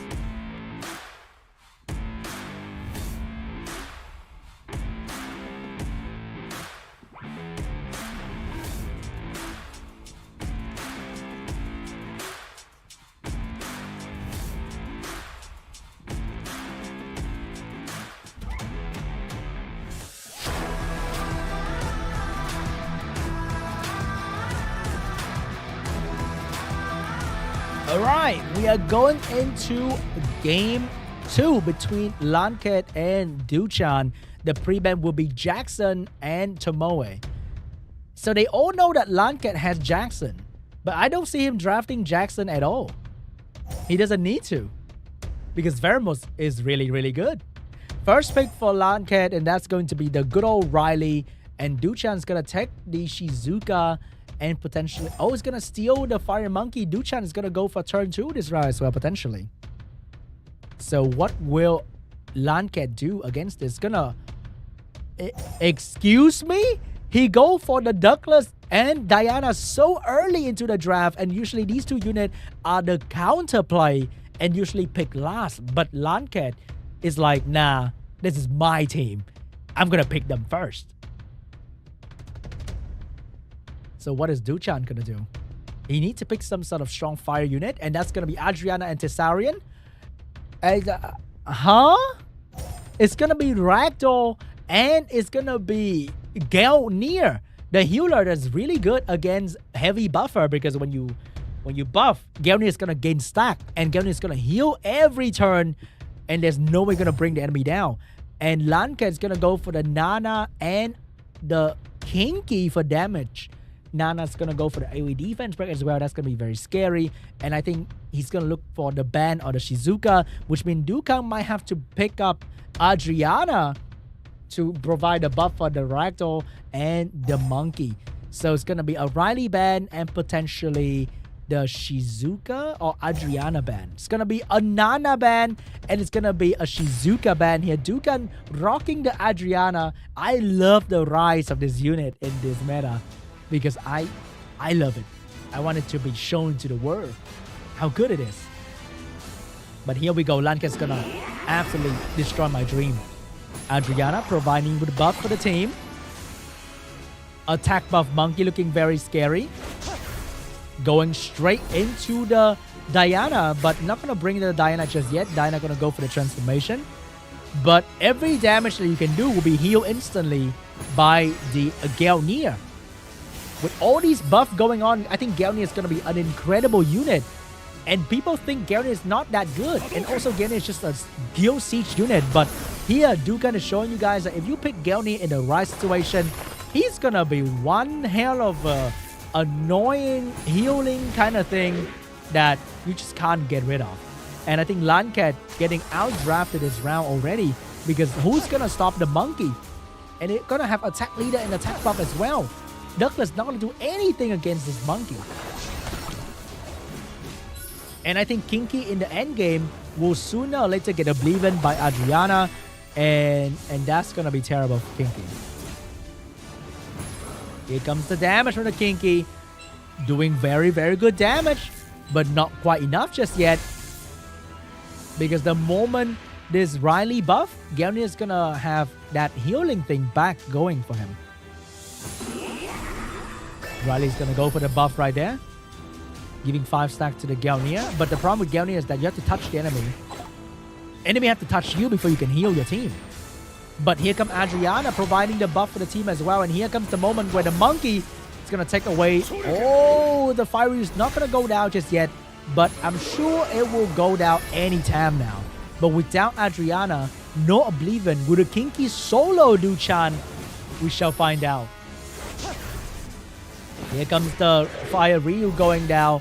And will Riley Kinky win, or Fire Monkey and Ragdoll win? Oh, do you guys see that? I can see the Kinky being very, very scary, because there is no more buff for DUCHAN if he takes out the Riley.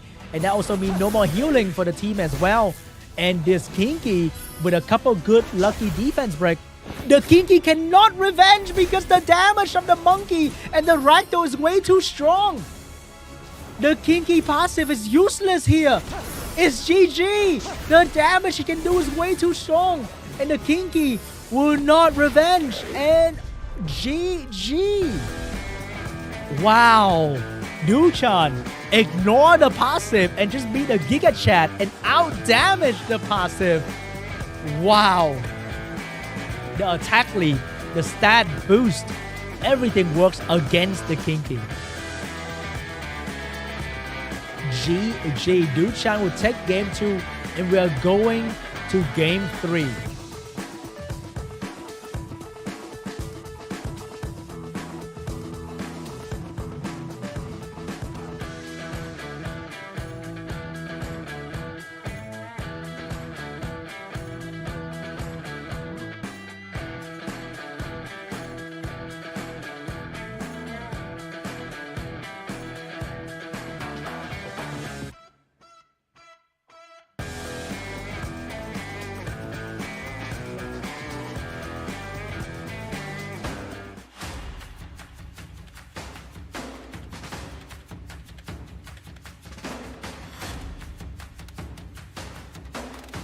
Alright guys, settle down, settle down. It's gonna be game 3.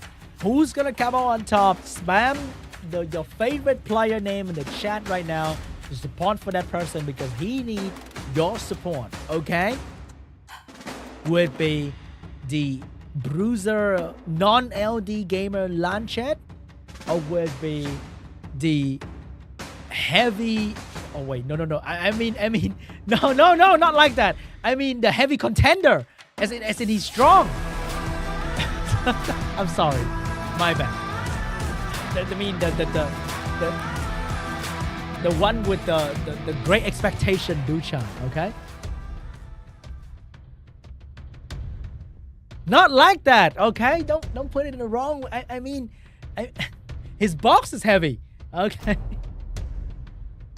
Oh my god! Adriana! Make it to the pre-ban! I can't believe it! I can't believe it! Adriana! My favorite unit is making it to the pre-ban. So much respect for this unit. Wait, he's stealing the Riley as well. Unbelievable. But LANCHET is not giving up turn 2. He's going with the monkey and the Diana in the first turn. What is DUCHAN gonna do here? I think we're gonna see some sort of Tessarian. Yes, and maybe a Nephthys into this as well. No, it's gonna bring in a Ragdoll because LANCHET is gonna crit along the way.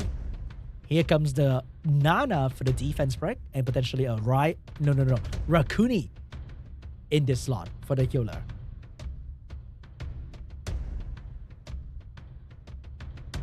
What is it going to be?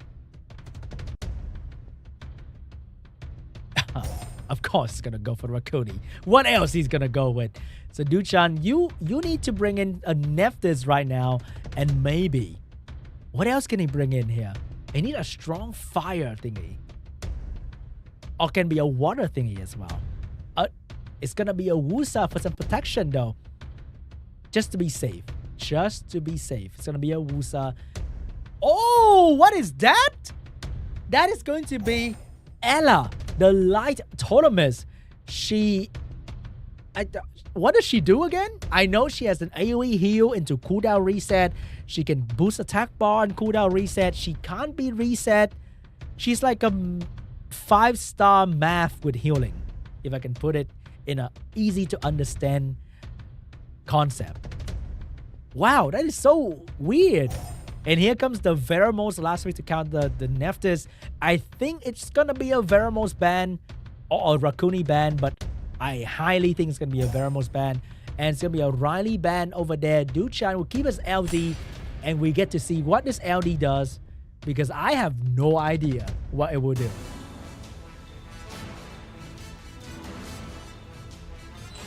Here comes the Nephthys looking for a target, but even the monkey is on Will Runes. So you can't debuff them to kill them off turn 1. Mr. Bleven on the Rakuni as usual. Mr. Bleven on Rakuni altogether. Rakuni being one of the most annoying thing in the game once again, guys. So what is it gonna be? Diana? She is actually gonna transform. Gonna go for the damage onto the Ragdoll here actually.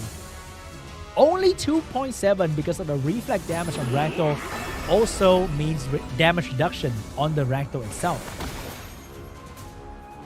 Ragdoll looking for a target. Probably going to be the Diana. Going to go for a quick skill 1. So will this monkey get a quick sneaky violent proc to finish up the Ragdoll? Maybe. Oh, is it happening?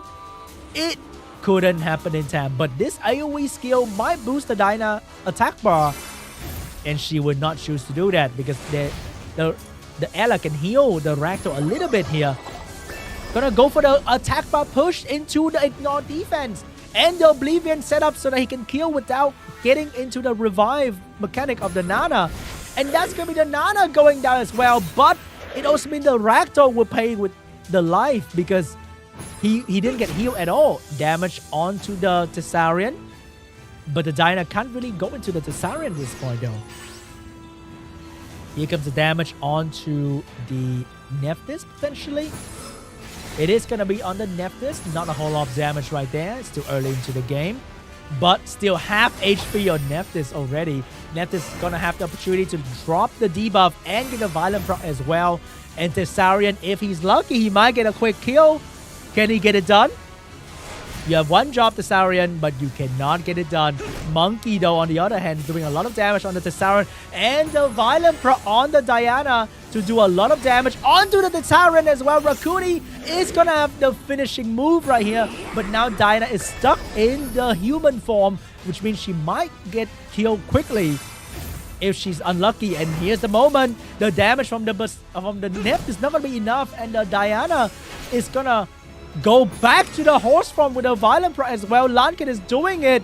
Rakuni is gonna heal the Diana, who's gonna protect it by the shield, and there's nothing that DUCHAN can do. It's gonna be some quick protection, but now is it gonna be enough to kill? Because in between the shield and the healing from Rakuni, there's nothing that this Nephthys can do anymore. I think LANCHET might be stepping 1 foot into the final already, because DUCHAN just doesn't have any damage anymore. The monkey, the rat, and the horse, this trio is impossible to be killed at this point. I think it's over.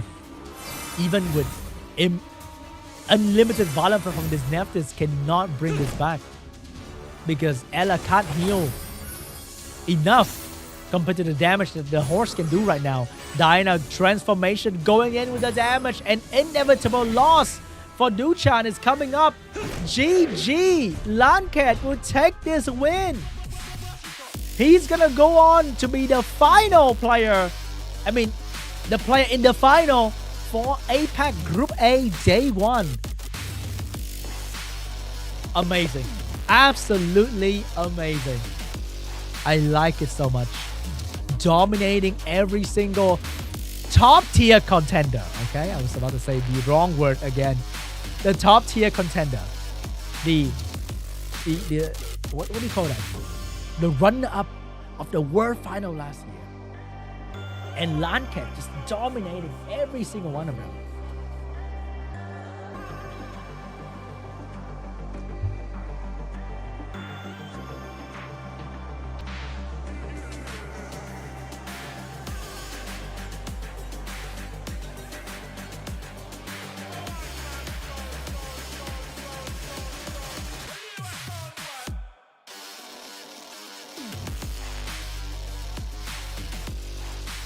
Look at him. I never thought he would. When I saw LANCHET profile, I was like, how is he here with a Riley Diana first pick? And today, he proved me wrong. LANCHET is a monster. Every single match. He's just an absolute beast, okay? And I can't wait to see. Next game, how many violent proc the Julian will get? Do you guys see that? Do you guys see the Julian just going bonkers on the enemy? And that's gonna, we might see that again in the next match that's coming right up really, really soon here. The semifinal between Z-Song and, wait, what was the other player again? I can't remember. I need a co-host right now to remind me who's playing in the next game. But we don't have to know that because we're going to see the highlight between DUCHAN and LANCHET first. Man, I thought this combo was crazy. Any average player would die to that Abelio skill too. But no, the monkey survived. My monkey could have died 2 times already. But that monkey survived. And we're going to be seeing matches between SCHOLES and Z-Song.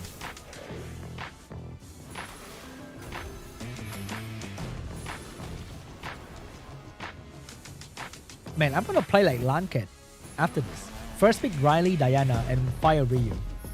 How does he do that? What a crazy man. What a crazy, crazy man. Look at that. I can play that team. It's free to play friendly.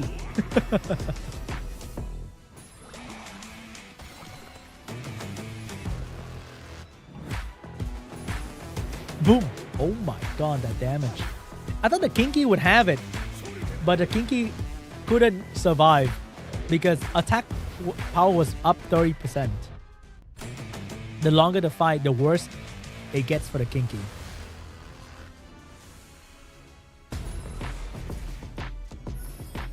Man, Rakuni. Look at that. How many of you guys have done that in your RTA?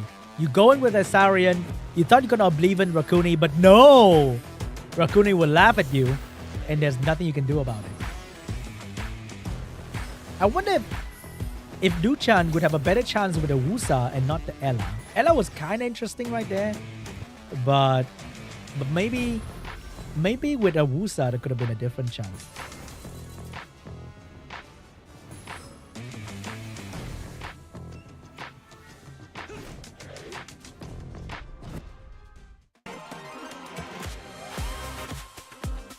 (2-1) for LANCHET, and he'll be moving on to the final of today prelim. And who'll be fighting LANCHET? We will find out very, very soon here in the matches between SCHOLES and Z-Song.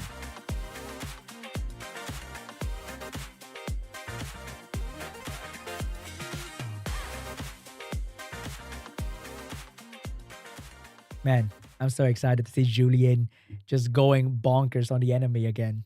It's going to be absolutely exciting. Are you guys ready for the vampire to show up? I can't believe I said that was a slight nerf to his passive. I'm just not smart, okay? Thank you, Comtess, for hiring me for this position.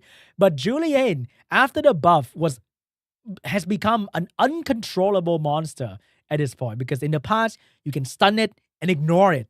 But now, you can stun it and then you die. and you stun it, and it just ignore all your debuff and absolutely destroy your team. And they can even build it with only 70% crit rate because the main damage comes from skill 2, and skill 2 give him free 30% crit rate and can do up to 30,000 damage, and it's just crazy. And now let's go on to the second game of the semifinal. Right here on your screen with SCHOLES and Z-Song. Man, Skull just fold Chove bars. Very funny, Shanti. Anyway, I can't wait to see SCHOLES in the upcoming games and see how he's going to use his Julian to fight against Z-Song. Because Z-Song is going in with Gani, Wusa, and Julian eat all of that up.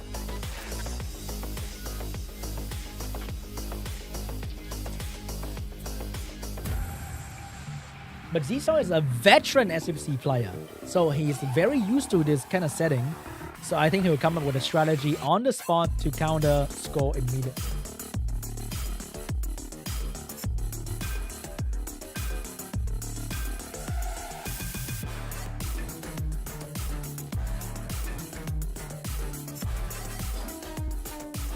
Also, guys, who is farming while watching?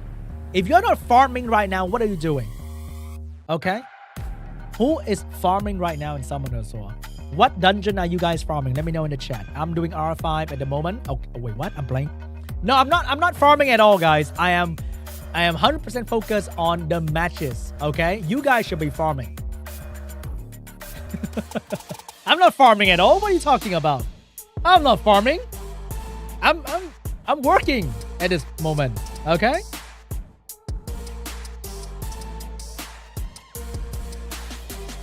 I see a lot of you guys are doing a lot of giants and dragons, getting that new runes. By the way, TOA is refreshing in 2 days. Gotta get ready for that too.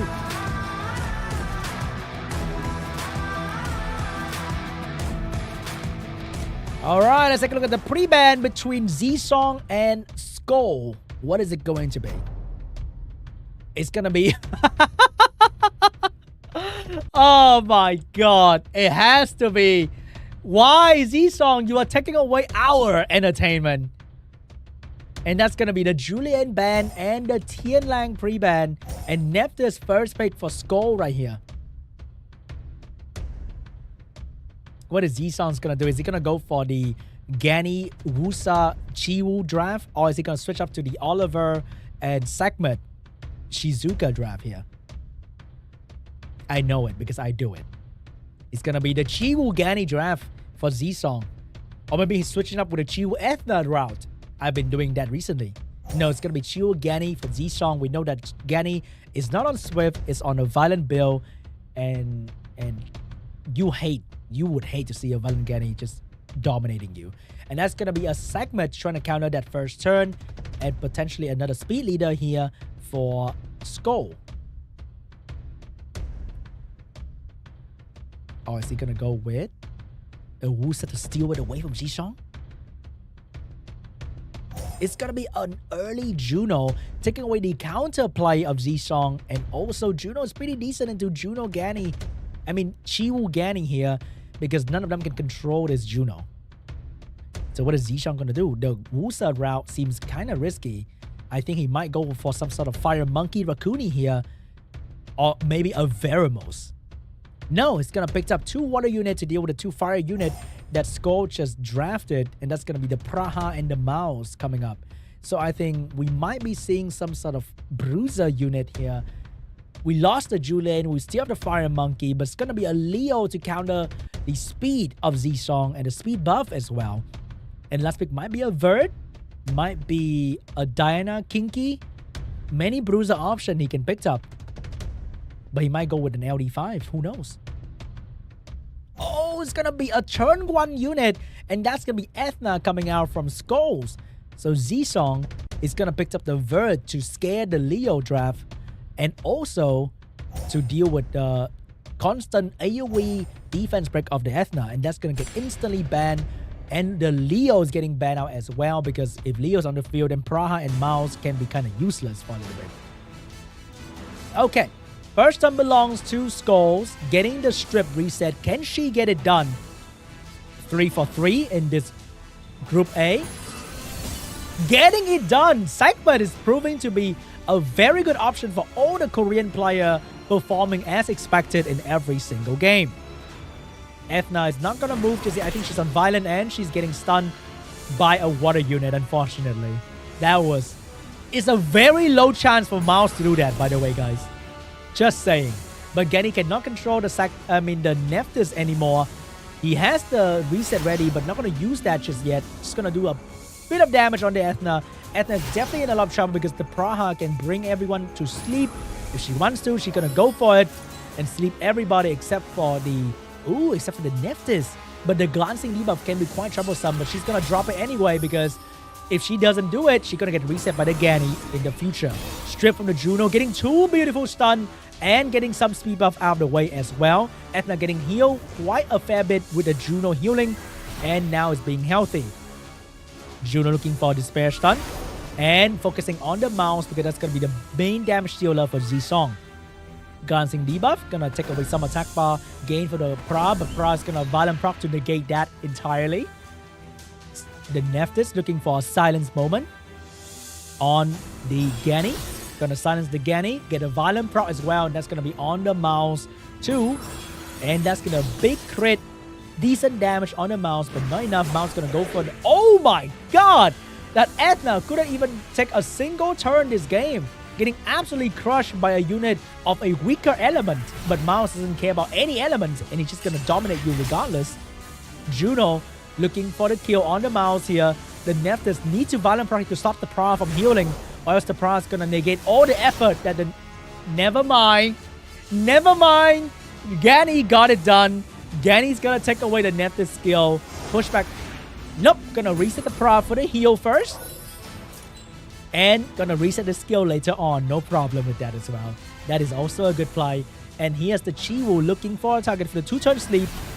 Gonna wake up the Juno. Mouse with a speed buff is gonna be extremely scary. 10,000 ignore defense damage every single turn on a unit that is now currently 300 speed on violent. Who can top that? Chiwu pushing back the attack bar. Mouse dropping the heat. Another 10,000 hit on the Juno. And the Juno is probably going to go down very, very soon. A wasted reset from the Genny, but it's okay because Z-Song's going to win this one anyway. Man. Z-Song banning the Julian, dominating the draft, and there was nothing that Skull could do. Watching his unit die one by one to the Mouse was crushing.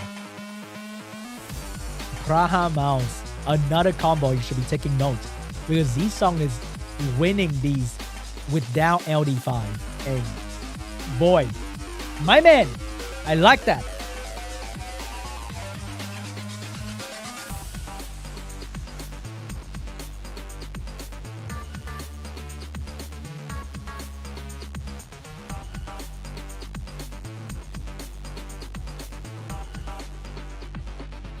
We are going to the game to between Z-Song. This time, he cannot pre-ban the Julian. I am excited to see what he has to counter the Julian that's coming up. And there's no way he can stop that. Unless Z-Song being the Giga Chat and first pick Julian because he has it anyway. That's going to be very funny to see. And by the way, you guys, Mouse is a very good damage dealer. And you can totally ruin Mouse, the Water Sky Surfer, on speed HP, and do the same damage that Z-Song was doing here with the speed buff.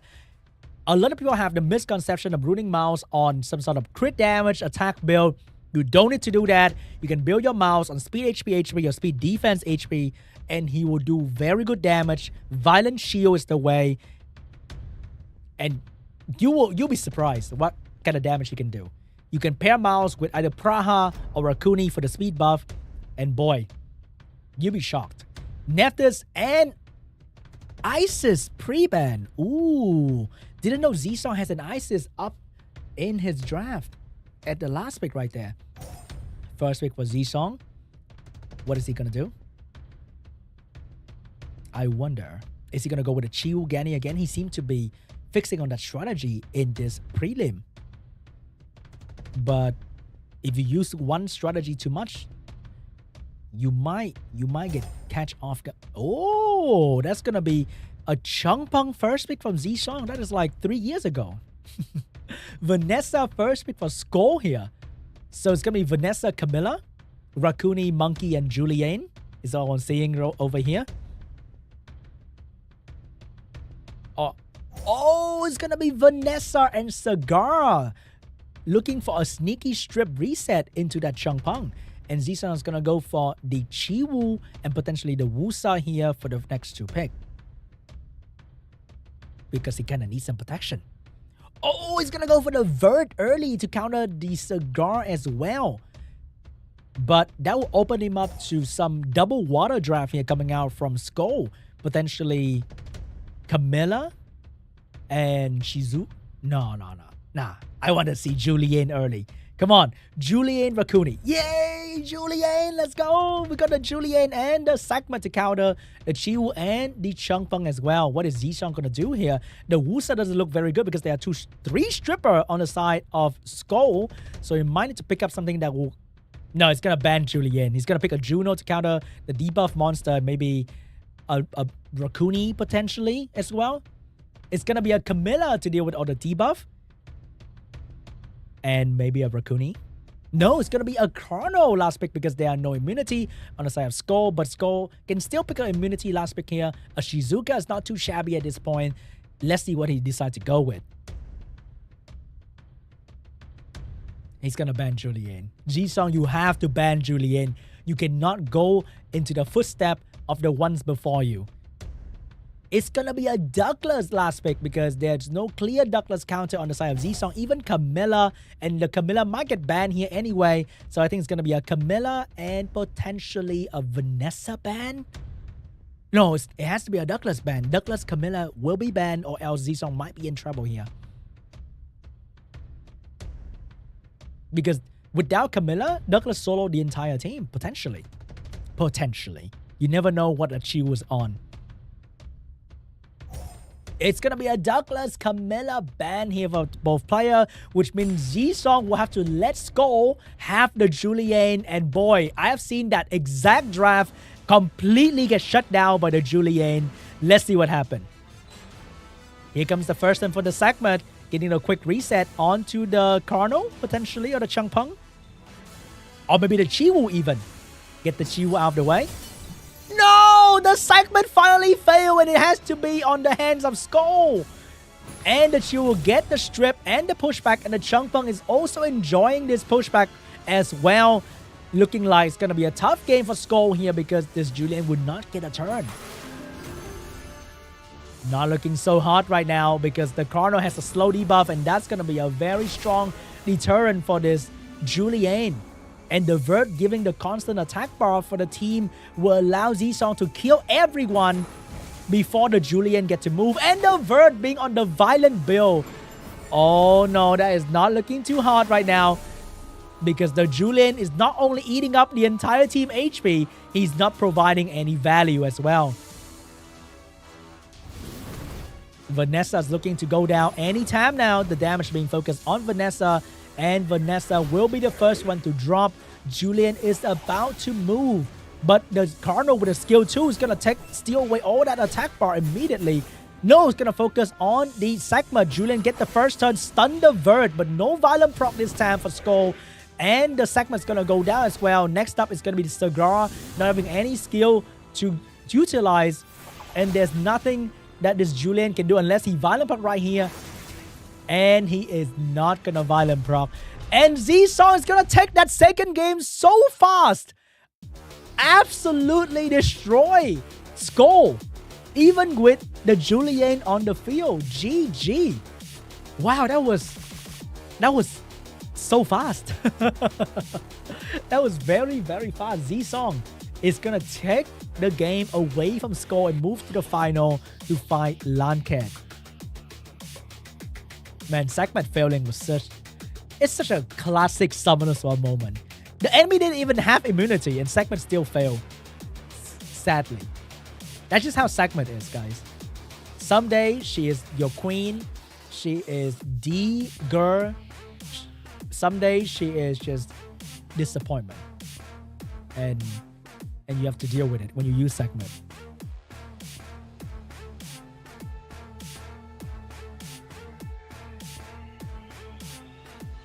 Man, even with the Julian, Skull couldn't get it through. I was hoping to see Skull at the end fighting a Julian Bruiser game against LANCHET, and that's gonna be so funny. But at the final, we're gonna be seeing LANCHET against Z-Song. One side we have a Chiwoo turn 1 gamer, and on the other side we have a Riley Diana Douglas kind of turn 2 situation right here. So that's gonna be very exciting to see the two opposite fight one another and see who's gonna come out on top. Is it gonna be the turn 1 guy, or is it gonna be the turn 2 guy? But the more I watch LANCHET play, the more hope I have for the turn 2 player out there.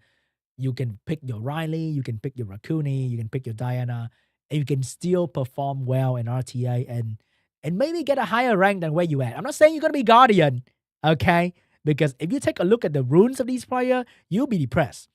But with the runes you have and the things you can draft similarly to these players, maybe it's gonna push you to a higher rank, potentially.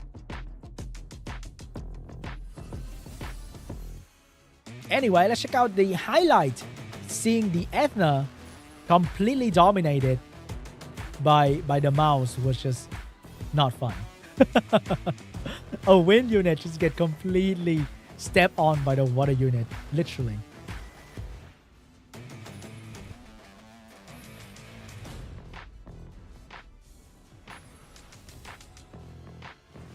Man, that mouse with the mouse Praha is just such a crazy combo.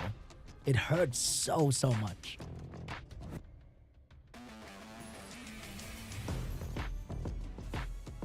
And here comes the segment failing, leading to the catastrophe. There's Chungpeng Cardinal that's been rampaging the game since 2020, I think. Chungpeng Cardinal. Forever amazing. And Z-Song will be moving on to the final to face LANCHET. And that's going to be super exciting. Okay, guys? We have one last match to go. Stay tuned. Don't go anywhere just yet because it's about to happen very soon.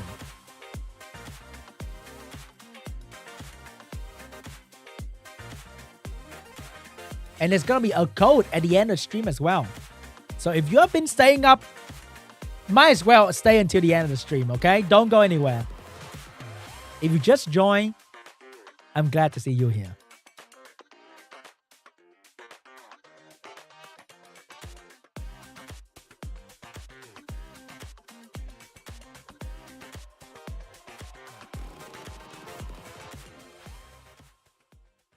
All right, guys, I hope you guys have been enjoying the matches so far. We're going to go for a short break once again before we go for the epic final matches of today's stream.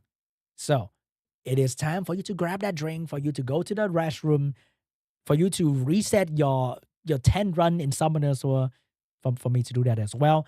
But we're going to have a short break before we go to the final matches because I need to settle in the restroom as well. So hope you guys have been enjoying the show so far.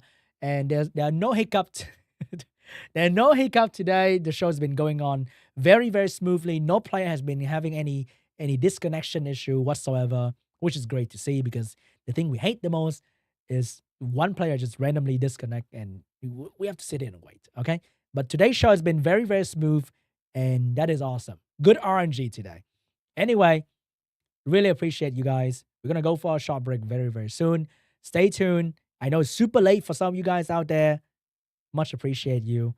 And the final match will be happening very soon. There's going to be a code at the end as well. Okay? And that code will have the SWC emblem for you to collect and exchange in-game for various different items. It's not... Yay! It's the break. I'll see you guys in 10 minutes.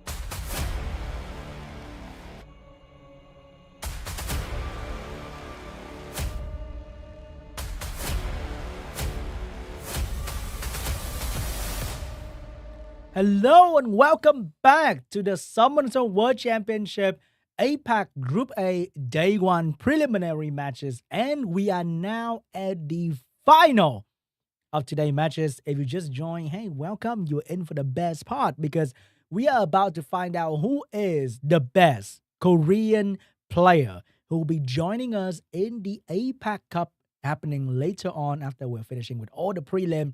But whoever wins right now, today, will be representing Korea as the strongest Korea player in the Asia Pacific Cup later on. So I'm very excited to see because we have an underdog in the final, and that's going to be LANCHET, and who he's playing against Z-Song, and it's going to be super, super exciting because we are seeing not so, I can't say non-LD because he picked up that Dark Horse and that was so good, but we are seeing sort of non-LD turn to bruiser counterplay, which is incredible performance, and that is awesome to see. And Z-Song is a SWC veteran, so it's not too strange to see him performing so well at the final. But hey, who's gonna win? We don't know because anyone can win at this point, and I can't wait to find out what's gonna happen.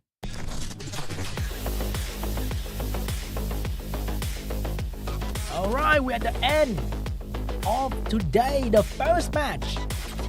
Let's take a look at LANCHET performance once again. 201, 2-1 DUCHAN. And look at that. Riley first pick. Just scared everybody in today's tournament.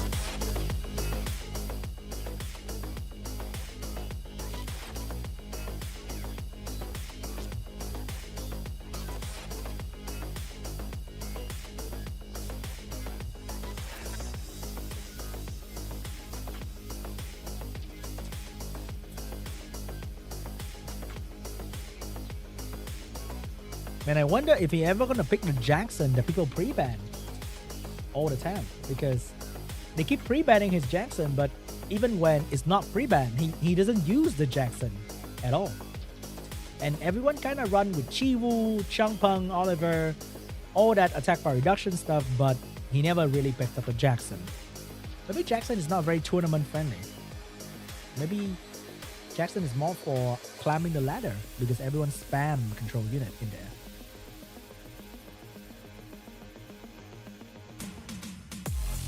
But look at this man with the perfect counterplay. He's not gonna be scared of your signature unit. He let Skull has his Julian and he shows Skull to school. Haha.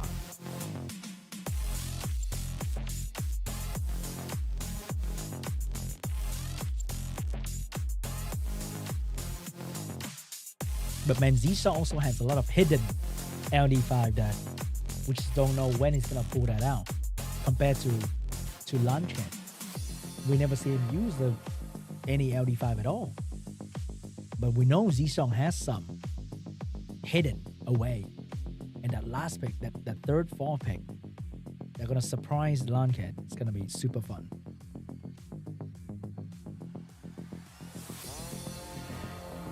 All right, guys, will the underdog win or will the veteran win? We shall find out very, very soon here.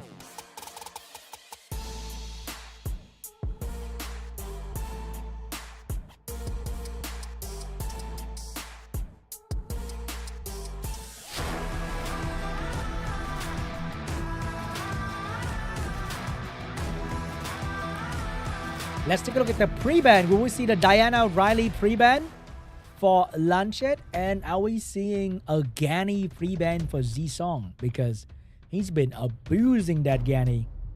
Oh, it's going to be a Diana and a Shizuka pre-ban for these two players. First pick for Z-Song.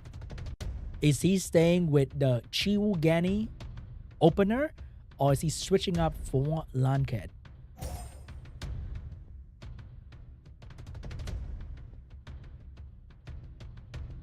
What is he gonna go for?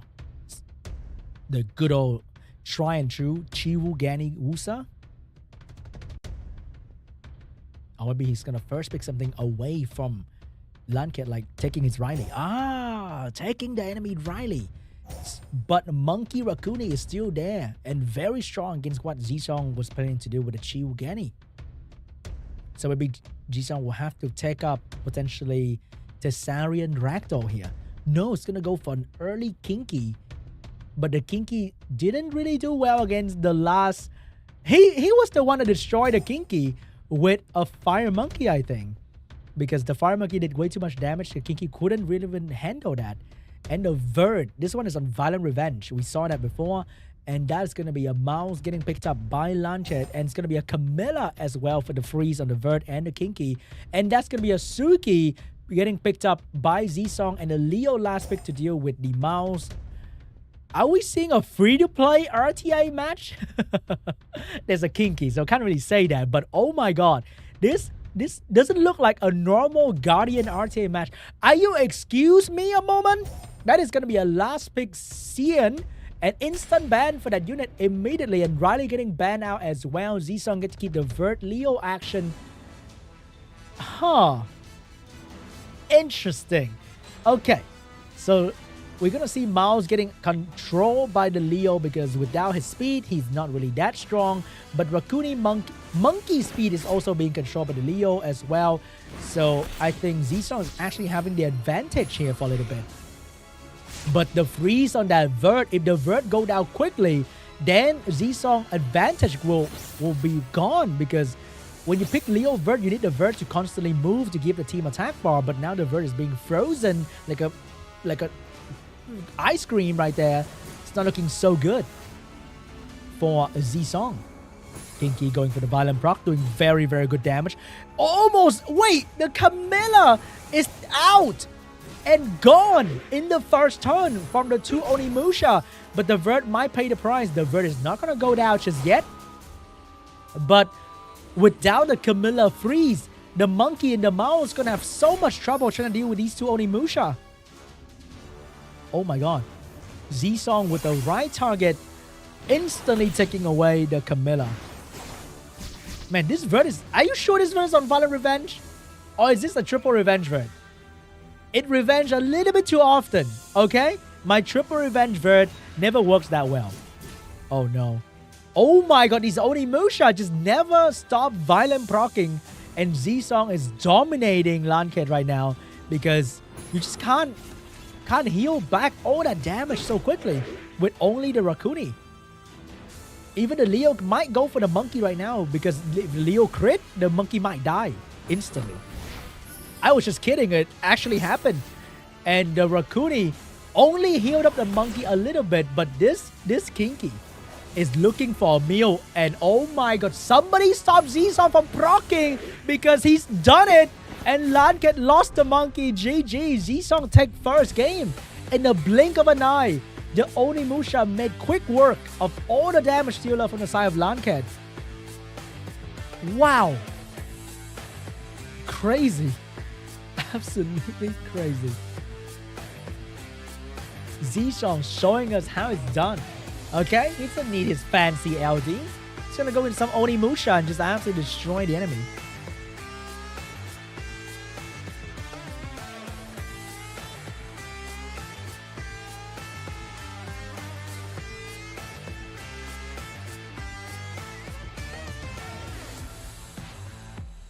My man, you can't do this to us. You can't make the final so anticlimactic like this. We need some back and forth. We need some game 3. We need explosive moment. Zisong, stop dominating like this, my man. Okay, we're going to game 3. LANCHET. This is not going to be easy, my friend. I think you have to pre-ban that Onimusha.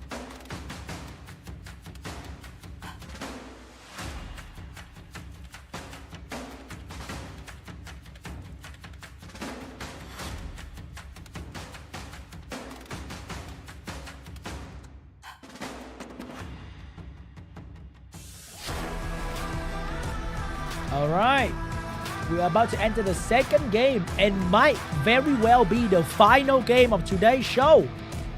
What is going to be the pre-ban? It's going to be Riley and the Light Desert Queen because AoE Oblivion is literally LANCHET's nightmare. First pick from my boy. LANCHET, what will he go with? It's gonna be the Diana first pick. Will he have the balls? Oh my god, I can't. How do you do this, my man? Teach me. How do you have the courage to first pick Diana? It's unbelievable. And he's G3. He's G to the 3 with the Diana first pick. The balls of this man. Oh my god. Unbelievable. And here comes the Diana counterplay from Z-Song immediately with the monkey and the kinky. So what will LANCHET do? Is he gonna pick up the Shuiki? He's gonna pick up the Shuiki and the Nana to counter the Z-Song as well. But Z-Song will now go with the Shizuka for the AoE defense break that he can also do. And maybe, just maybe, some incredible win unit. Like a Ganymede or something. It might be a Ganymede or an Ethna here. It's gonna be a Praha into this for the strip and the speed buff. So he's looking for a last pick mouse potentially. If I were to be LANCHET, I can't pick my Fire Ryu. I can't pick my Riley. What do I have? Alexandra? Is he gonna do that? No, he's gonna go for the Abelio here for some healing and damage. And maybe a strong water last pick is also not too bad. It's gonna be a Manon. Oh my god. This unit was everywhere for 2 months and then not everywhere. Still very strong, but definitely not everywhere. But it was everywhere for 2 months. And now, will it be enough to deal with Z-Song in this final match? Z-Song, what you gonna do, buddy? Are you gonna ban now? He's gonna go with a Dominic. We don't... This unit is also everywhere, but he got nerfed, I think, in 2 different balance patches. And his damage is not that good anymore. It's not easy to rune, so only the real strong player with incredible runes will be using Dominic in a very specific situation like this. So I think it's gonna be a Dominic ban. Oh, it's gonna be a Shizuka ban. It's gonna be a Nana ban. Let's see who's gonna kill who first, because they're no more reviver in this game. Wow, it just looked like a Siege match. It looked like somebody's doing Guild Siege content over here with all these units. Someone is on Destroy, I believe. First one belongs to the Praha. Is she going for the strip? Probably will, because you also want to set up the sleep if you can, and maybe the defense break into the one shot or the branding into the one shot. Dinah will have to shield here, because if he transforms, Dinah will die instantly to the Dominic. So Dominic is going to look for a target, and that is going to be... Oh, but the problem with Z-Song team is that he has no immunity protection, which means stun, defense break, they are all coming his way. And here comes the first one. Oh my god, the nightmare of everybody 2 months ago is back. The Water Holy Berry Manon is absolutely destroying the enemy team with all that damage block and stun potentially coming his way. Here comes the heal, but what I think he really wants is the damage from this form. He wants to set up a defense break so he can one-shot either the monkey or the Praha. No, it's gonna go for it anyway.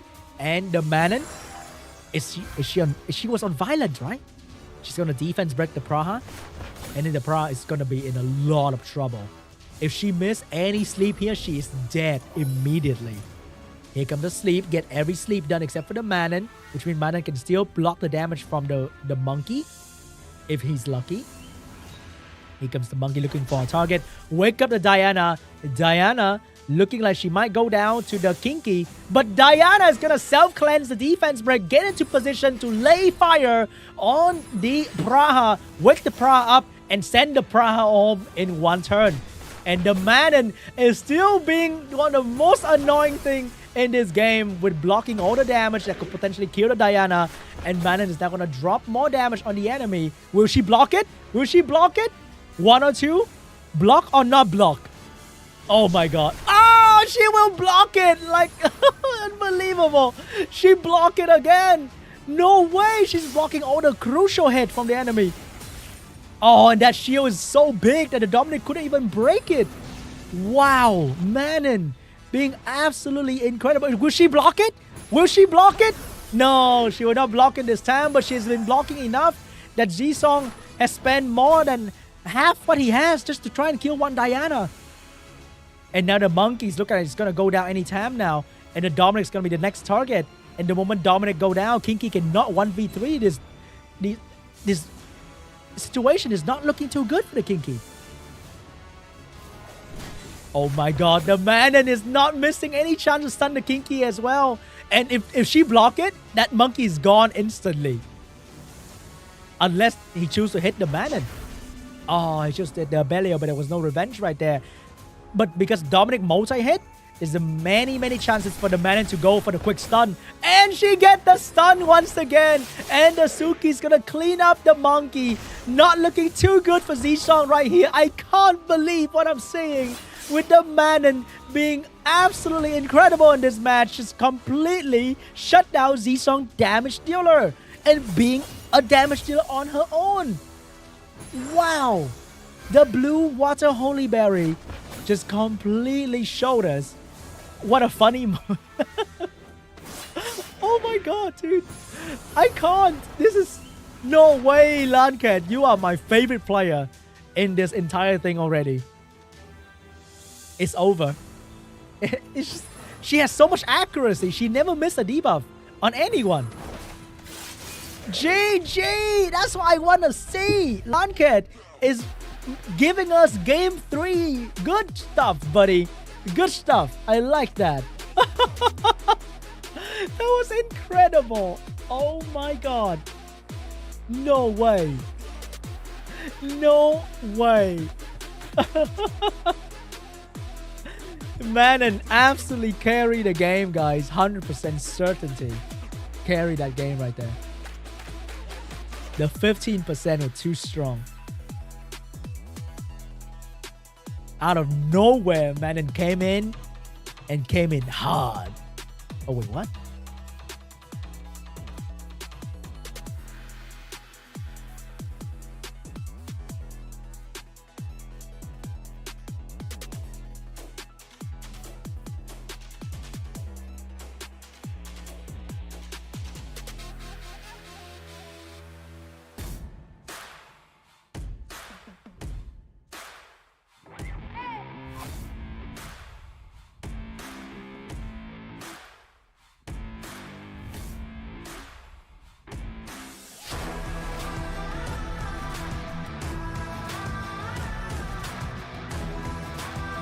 Game 3 is about to start, and let's see what is going to be the pre-ban here. Are we seeing a Diana? And man, Zisong is so flexible. I don't know what he's gonna be. What's the pre-ban's gonna be? It's gonna be Diana Shizuka once again. First pick for Zisong. Is he stealing the Riley again from LANCHET? What is it going to be, Zisong? Will you steal the enemy draft or will you go with your own? He's gonna take the Riley, which means the Monkey Raccoon might show up once again. But we saw how Zisong countered that draft, so he might have to switch up. He might steal the Kinky away. He's gonna take the Monkey Kinky, exactly what Zisong drafted last game. So Zisong now have to go with the Suki, potentially Nana, Ragdoll here. A very classic draft from 5 seasons ago. Or 6 seasons ago. If he's going for it. Suki, Nana, Ragdoll. Is he going for it? Here's the Suki. Come on. I know you want to do it. I know you miss doing that. Come on, Zisong. Oh, he's going to go for a Belio instead for some quick healing. And here comes the Water Pill Vanilla, my favorite unit in the game. And the Wind Monkey King as well, because he's picking according to color. Okay, guys? If you don't know what to pick, think in terms of color or element. We have 2 water, 1 wind. He picked a strong wind unit. And here comes the segment to counter the Pill Vanilla. But Zisong, do you not remember how Skull picked Segment and lost to you because Segment was not performing? Maybe this will be Zisong downfall. And that's going to be a Sonya showing up in this match against a defense leader. I'm not too sure about this one, but hey, here comes the Sonya. Maybe she's built slow and she's gonna utilize the attack buff of the Riley. I do that too. I think LANCHET's gonna need another support unit, and what is the better support on Rakuni? None. So he's gonna pick Rakuni instead. And that's gonna be Rakuni. We might be seeing a Riley ban here potentially, because Segment is not gonna look really good into this high passive team. So I think it's gonna be a Riley ban, and it's probably gonna be a pure vanilla ban. Maybe it's gonna be a Riley ban. It's gonna be the Adriana ban, because gonna put some respect on that unit. So no attack buff for both sides. We're gonna see some fun procs once again, guys. Here we go. First turn Segment. But who's she gonna reset? It's kind of meaningless at this point. She can reset the Rakuni to take away the speed buff potentially. Gonna go for the debuff instead, but missed the defense break on all the important unit. How can Sonya kill anyone? Will Sonya crit Rakuni? I don't think so. I don't think so. And I think Rakuni is gonna go with the full heal and the speed buff, and that is not looking good for Z-Song, because all his effort was wasted in the turn 1. And now Sonya is gonna get absolutely focused by 3 damage dealer from the side of LANCHET. Here comes the Abelio looking for... Oh, he's gonna go for the heal.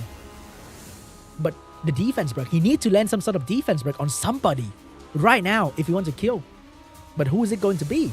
Anyone he can land defense break on? Rakuni is gonna fix that up real quick. That's the problem.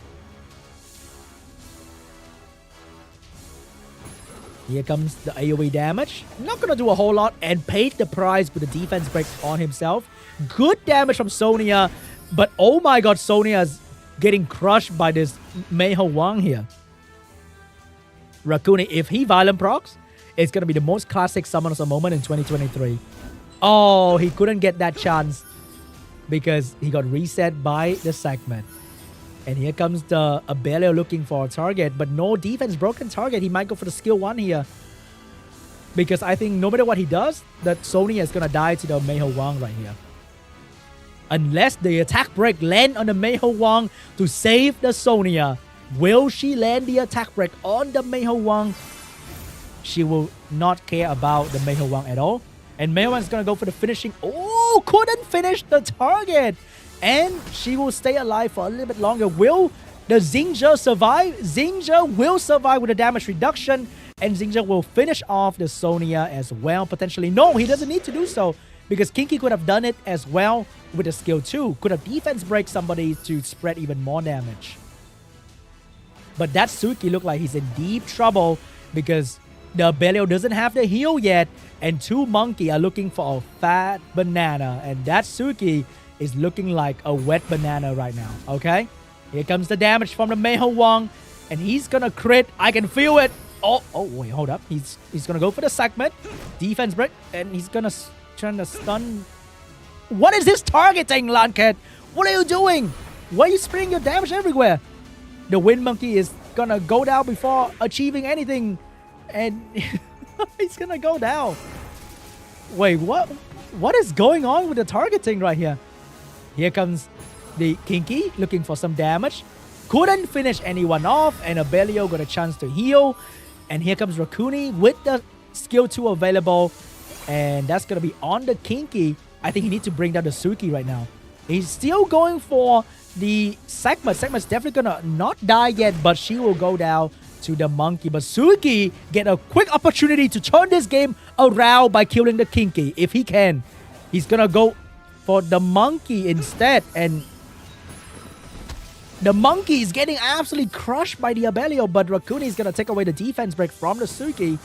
Suki's now being the target. Kinky got the defense break in. Abelio cut in between, but the Monkey is gonna cut in before the Suki can heal himself, and that's gonna be very, very bad.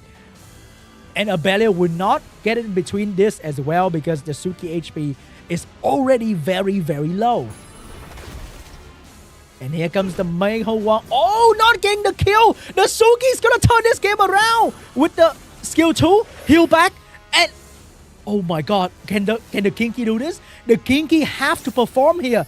The Kinky, if the Kinky can kill, he will win. If the Kinky will take the win. LANCHET is gonna be the victorious player in the last game. Is it? Yeah, I'm pretty sure he is. I'm pretty sure he is. Z-Song is struggling, but I know deep down he just want to hit the quit button. I know. There is no way that Abelio can win against the Kinky. Nah, there is no way. There's Destroyer on this Kinky. You kidding me? GG, LANCHET. He's gonna take, oh my god, the underdog. Literally the underdog. Wow. GG, LANCHET is gonna take the win and be the first one from Group A to qualify for APAC Cup happening in September, I think. Wow. Did I vote for LANCHET? I definitely didn't. Let me see who I vote for. Who did I vote for? Oh no, my 2 votes are DUCHAN and Z-Song, which means Z-Song can still go back. Come on, I believe in you, Z-Song. Oh my god, LANCHET. What an incredible performance today. Well done.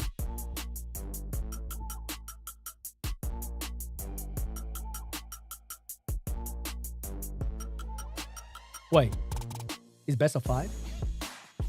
Wait. Oh no, it's best of 5. I'm sorry. Wait, what? It's best of 5. It's not over yet, guys. It's not over. I'm sorry. My bad. It's been 4 hours. It is best of 5. We're not going anywhere yet. Oh my god. Please don't fire me, come to us. But we still have more matches coming right up for you. It's gonna be super exciting, so don't go anywhere, okay?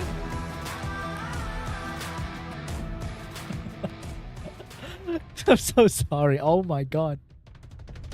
Okay. Pre-ban, Riley, and Isis.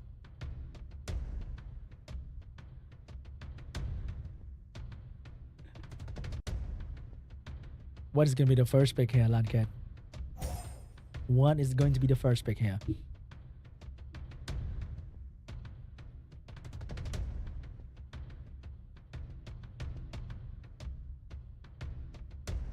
Is he gonna go?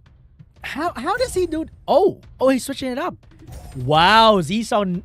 What is this? Is this gonna be an Onimusha tournament? Are you telling me the best unit in the final is Onimusha? And is that Josephine into? But what is Z-Song gonna stun you with? What is Josephine doing? I know it crit on Kinky, but why Josephine out of nowhere in the final match? Huh? I have no idea what this guy is planning with. And here comes the Adriana and Tessarian for the Bruiser setup. But that's going to be an Adriana ban for sure.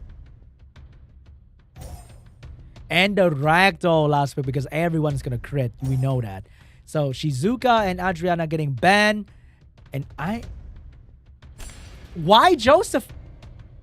Is it because of the accuracy leader? He picked this unit because of the accuracy leader. Of all things he could, he went for this for the accuracy leader.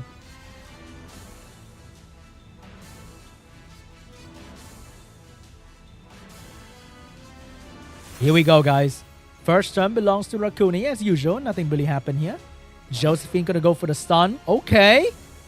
Maybe I'm wrong. Maybe Josephine's gonna be the one that's gonna decide this game.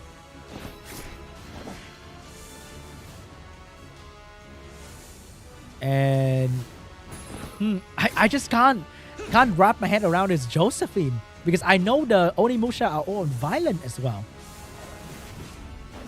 But I know it's gonna crit a lot. So like if you can't get the shield from the Josephine, Is she really worth it here? Here we go, guys. The monkey. Wow, this win monkey is really, really fast. Big defense break on the Ragdoll. Is he going to go for it? He's going to go for the Oblivion on the Rakuni.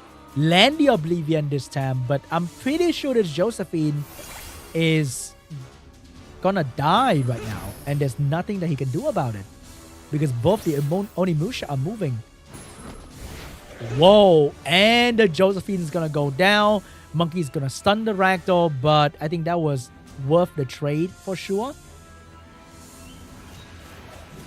And now he just needs to find the correct target and go into it. So that is going to be the win monkey. And everything that LANCHET is going to do will be healed back by the Rakuni shortly. I wonder what was Josephine's purpose right there. But Rakuni is gone. Wait. Is this the Siren? That was. If he landed Oblivion, I think there was a chance. Okay? If he landed at Oblivion, there was a tiny chance he could have done it. But I think Jisung is now back on the lead when the Siren is down. Oh, wow. What if the monkey somehow revenge stun the Kinky every single time? That would be the funniest ending ever. Like right now he will stun the Kinky. Oh my god, he stunned the Kinky! And now he can defense break as well, and the Kinky is in a lot of trouble. Monkey going in. Monkey number 2 going. And Monkey's gone. Alright guys, pack it up. GG. Jisung take game 2. We are going to game 5. The violent prop from the Onimusha, man. I just can't. Wait. The monkey is not landing up just yet. Just kidding, guys. I saw this. I saw that happening a miles away. Okay? Just not gonna happen. Just kidding. Alright, we are going to game 5. Maybe LANCHET know that we are excited for a game 5, so he gave us a game 5. Okay?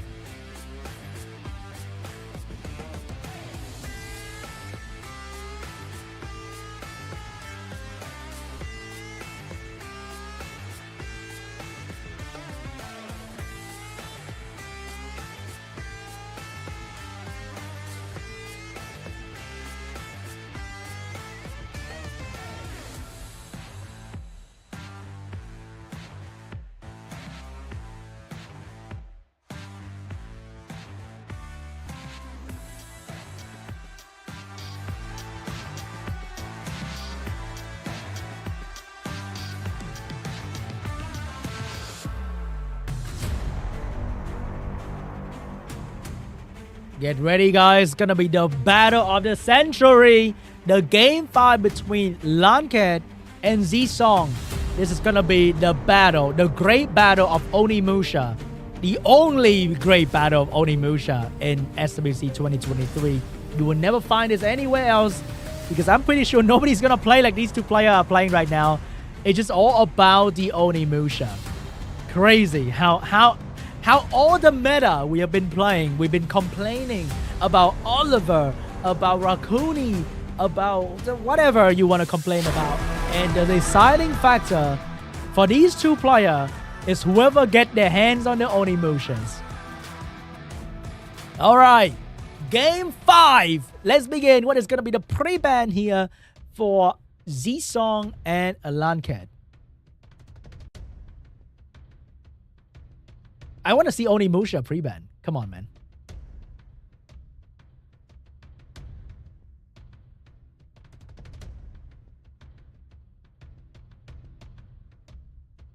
What is going to be the pre-ban? Oh, still going to be the same. We don't get to see Onimusha pre-ban. So is Jisung going to go for the first pick here? Is he going to steal the Riley away from LANCHET? And then LANCHET's going to go for Monkey Kinky. I can smell it. But maybe he's gonna first pick Suiki. You know what? After all this, Jisung's gonna first pick Suiki. Mark my word. Do it. Just do it.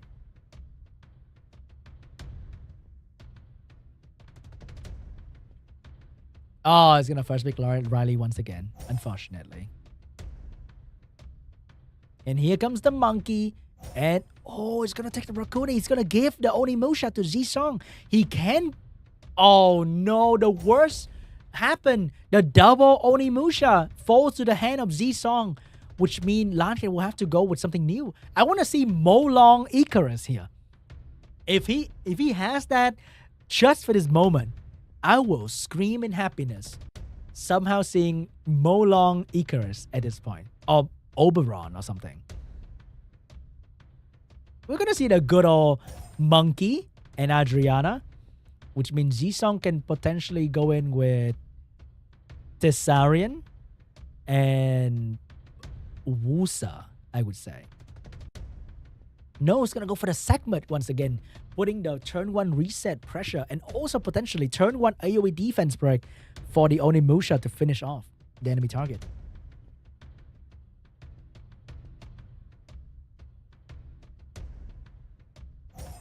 Excuse me?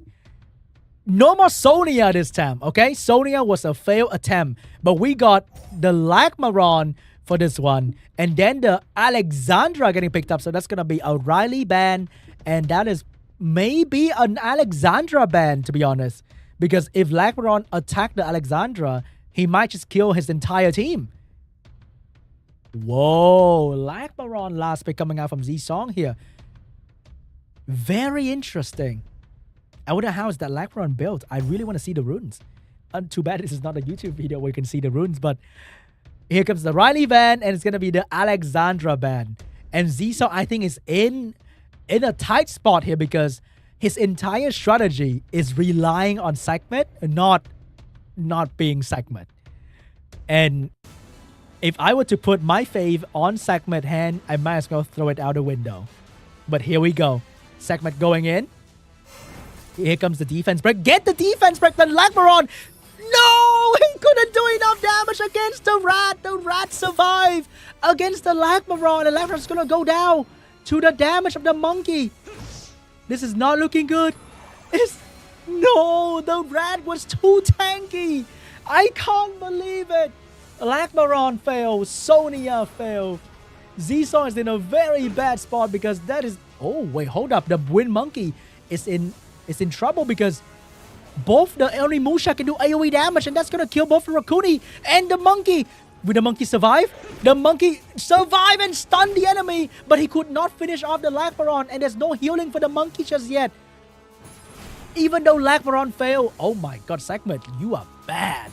Even though Lagmaron failed, the Onimusha never fails. They are so consistent at doing what they do. But the Oblivion on the Kinky, that might change the game. The segments fail again. What am I seeing over here? No way.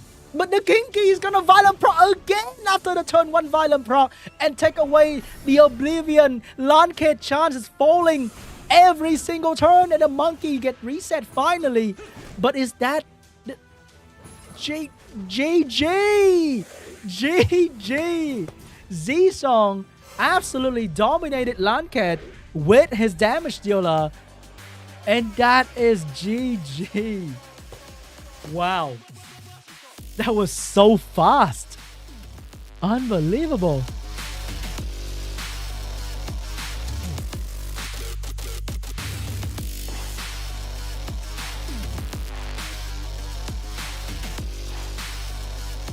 Man. Onimusha. I don't know why. LANCHET could have taken all that Onimusha, but he didn't. He gave them to Zisong. Which means my prediction is correct. Zisong, let's go, baby. My man. Zisong is in, which means my prediction is correct. Let's go. GG. Well done, Zisong. Dismantle LANCHET and let him taste the power of Onimusha.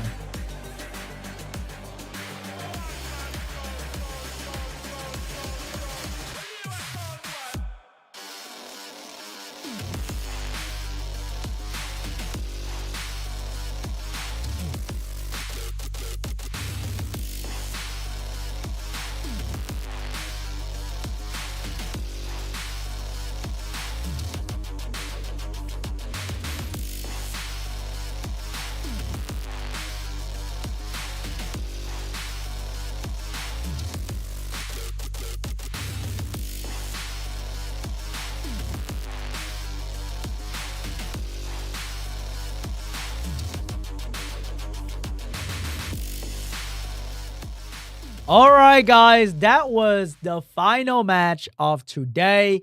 Thank you so much for watching. We'll be releasing the second code shortly, coming right up after the highlight of this match. That was absolutely incredible. I can't believe I got to watch SWC final, not really, the final of the prelim without Oliver, without crazy Shizuka shenanigans, but just good old Onimusha, Manon, Monkey Kings doing Monkey King things, Onimusha doing absolutely amazing in these matches to counter the bruiser meta. It's just different.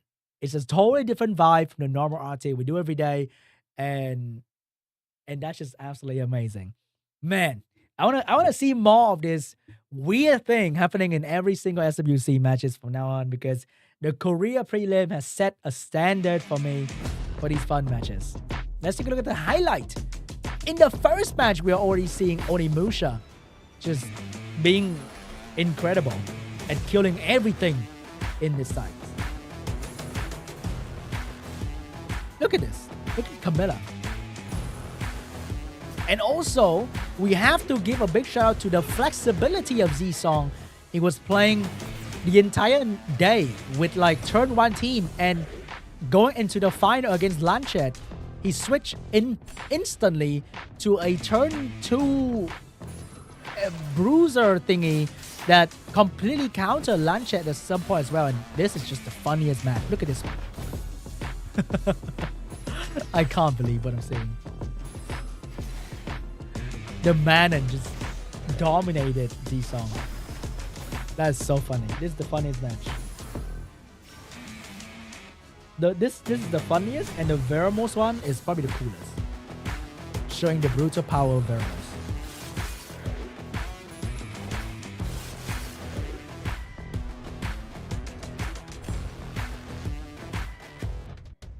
What happened here? I wonder what happened here. A lot of people thought, oh my god, Sonya could have gone for the monkey. But no, because the monkey has damage reduction. Even if Sonya can do like 40,000, it will not be able to kill the monkey at all. So he went for the hopefully lucky crit on a Rakuni.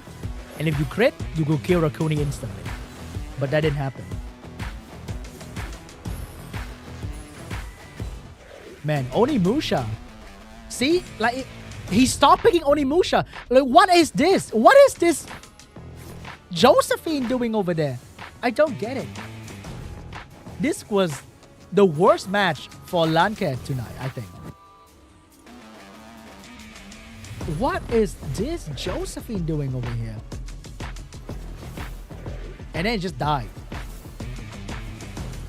Like, if that moment and the Tessan land the Oblivion, that could have changed everything. And look at this moment. Look at this crazy everything is gone.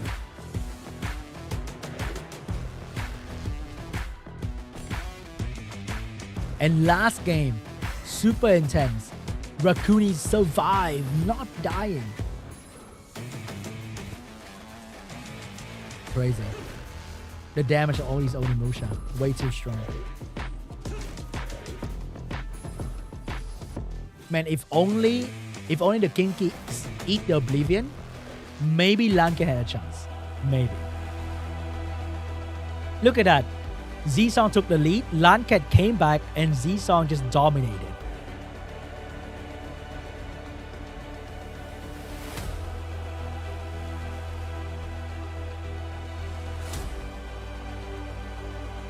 What a great night, guys. I mean, not night. What a great stream we had today.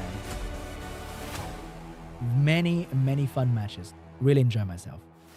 And I hope you guys enjoyed the stream as well. We had some hiccup right there by me. Yes, by me. I apologize for that. But hopefully we will not have any more hiccup in the future.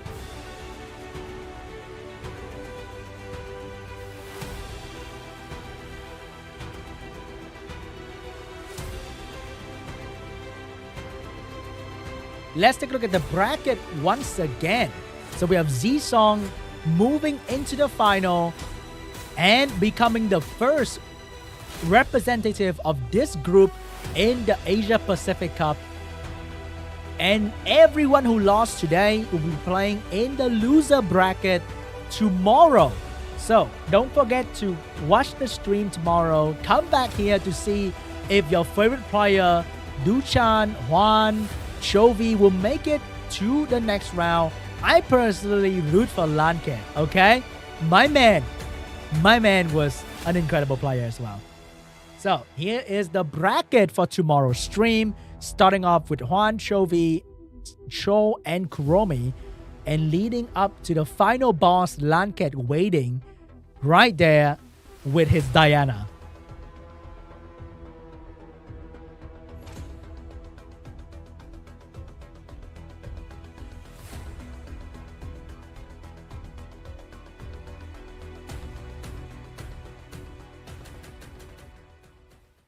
All right, guys.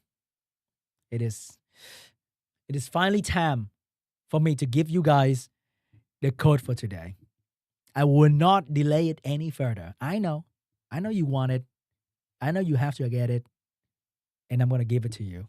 And it is going to be 2023. Let me read this thing correctly. Gyeongyoda. It means big game is coming in Korean. You will have 2 mystical scroll and 1 SWC emblem for you to exchange for the reappraisal stone waiting for you in the event. Once again, the code is 2023 Gyeongyoda, and it'll be in the chat. Don't worry, I know you missed it. Relax, okay? Look at the chat of the stream. It's probably gonna be like down here if you're on your phone, or on the right if you're on your PC. The stream should pin the code for you guys. If you don't have, if you have an iOS device, you can click on the link and it will prompt you to open Summoners War. Check your inbox. It's going to be there. Let me know. I know you guys will be summoning right at this moment. Okay? Let me know if you got a Nat 5 from that scroll, because I know some of you guys be like, oh my God, I got my first Dominic from that phone or something like that. Anyway, tomorrow we'll have the prelim day number 2 right here on the stream. Same time. Okay? Listen to me. Same time tomorrow right here with your boy once again. We're going to be watching all these Korean players trying to get the second ticket to the APAC Regional Cup. So don't forget to subscribe to the channel, to turn on notification so you don't miss the next stream. I know there's notification in the game as well, but you will not miss the next stream, okay? You'll be here today once again. I know you'll be. But anyway, that was a great stream I had today. Thank you so much, guys. Really appreciate your support on the stream, hanging out with me, having a lot of fun, being nice in the chat, and just being amazing in general. Okay?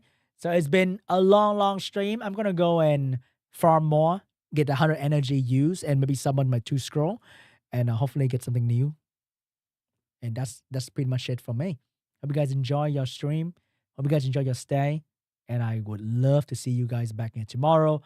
And I'm just waiting for I'm waiting for the Korean side to end, but it's not ending yet. Okay, it's just me. There's no co-host. Hey, how was the match today? It's pretty good, Sean. What do you think? Yeah, I love LANCHET, man. It was really fun watching him. Oh, really? My favorite was Z Song, man. That guy was top notch. I vote for him in the game as well. Oh, really? But yeah, that's pretty much it for today, guys. You guys can go now. I will not bother you any further. And yeah, just have a fantastic day. I'll be going off soon, and I'll see you guys in the next stream very soon. Okay? It's not ending yet. I'm still here with you. All right. Bye-bye, guys. See you tomorrow.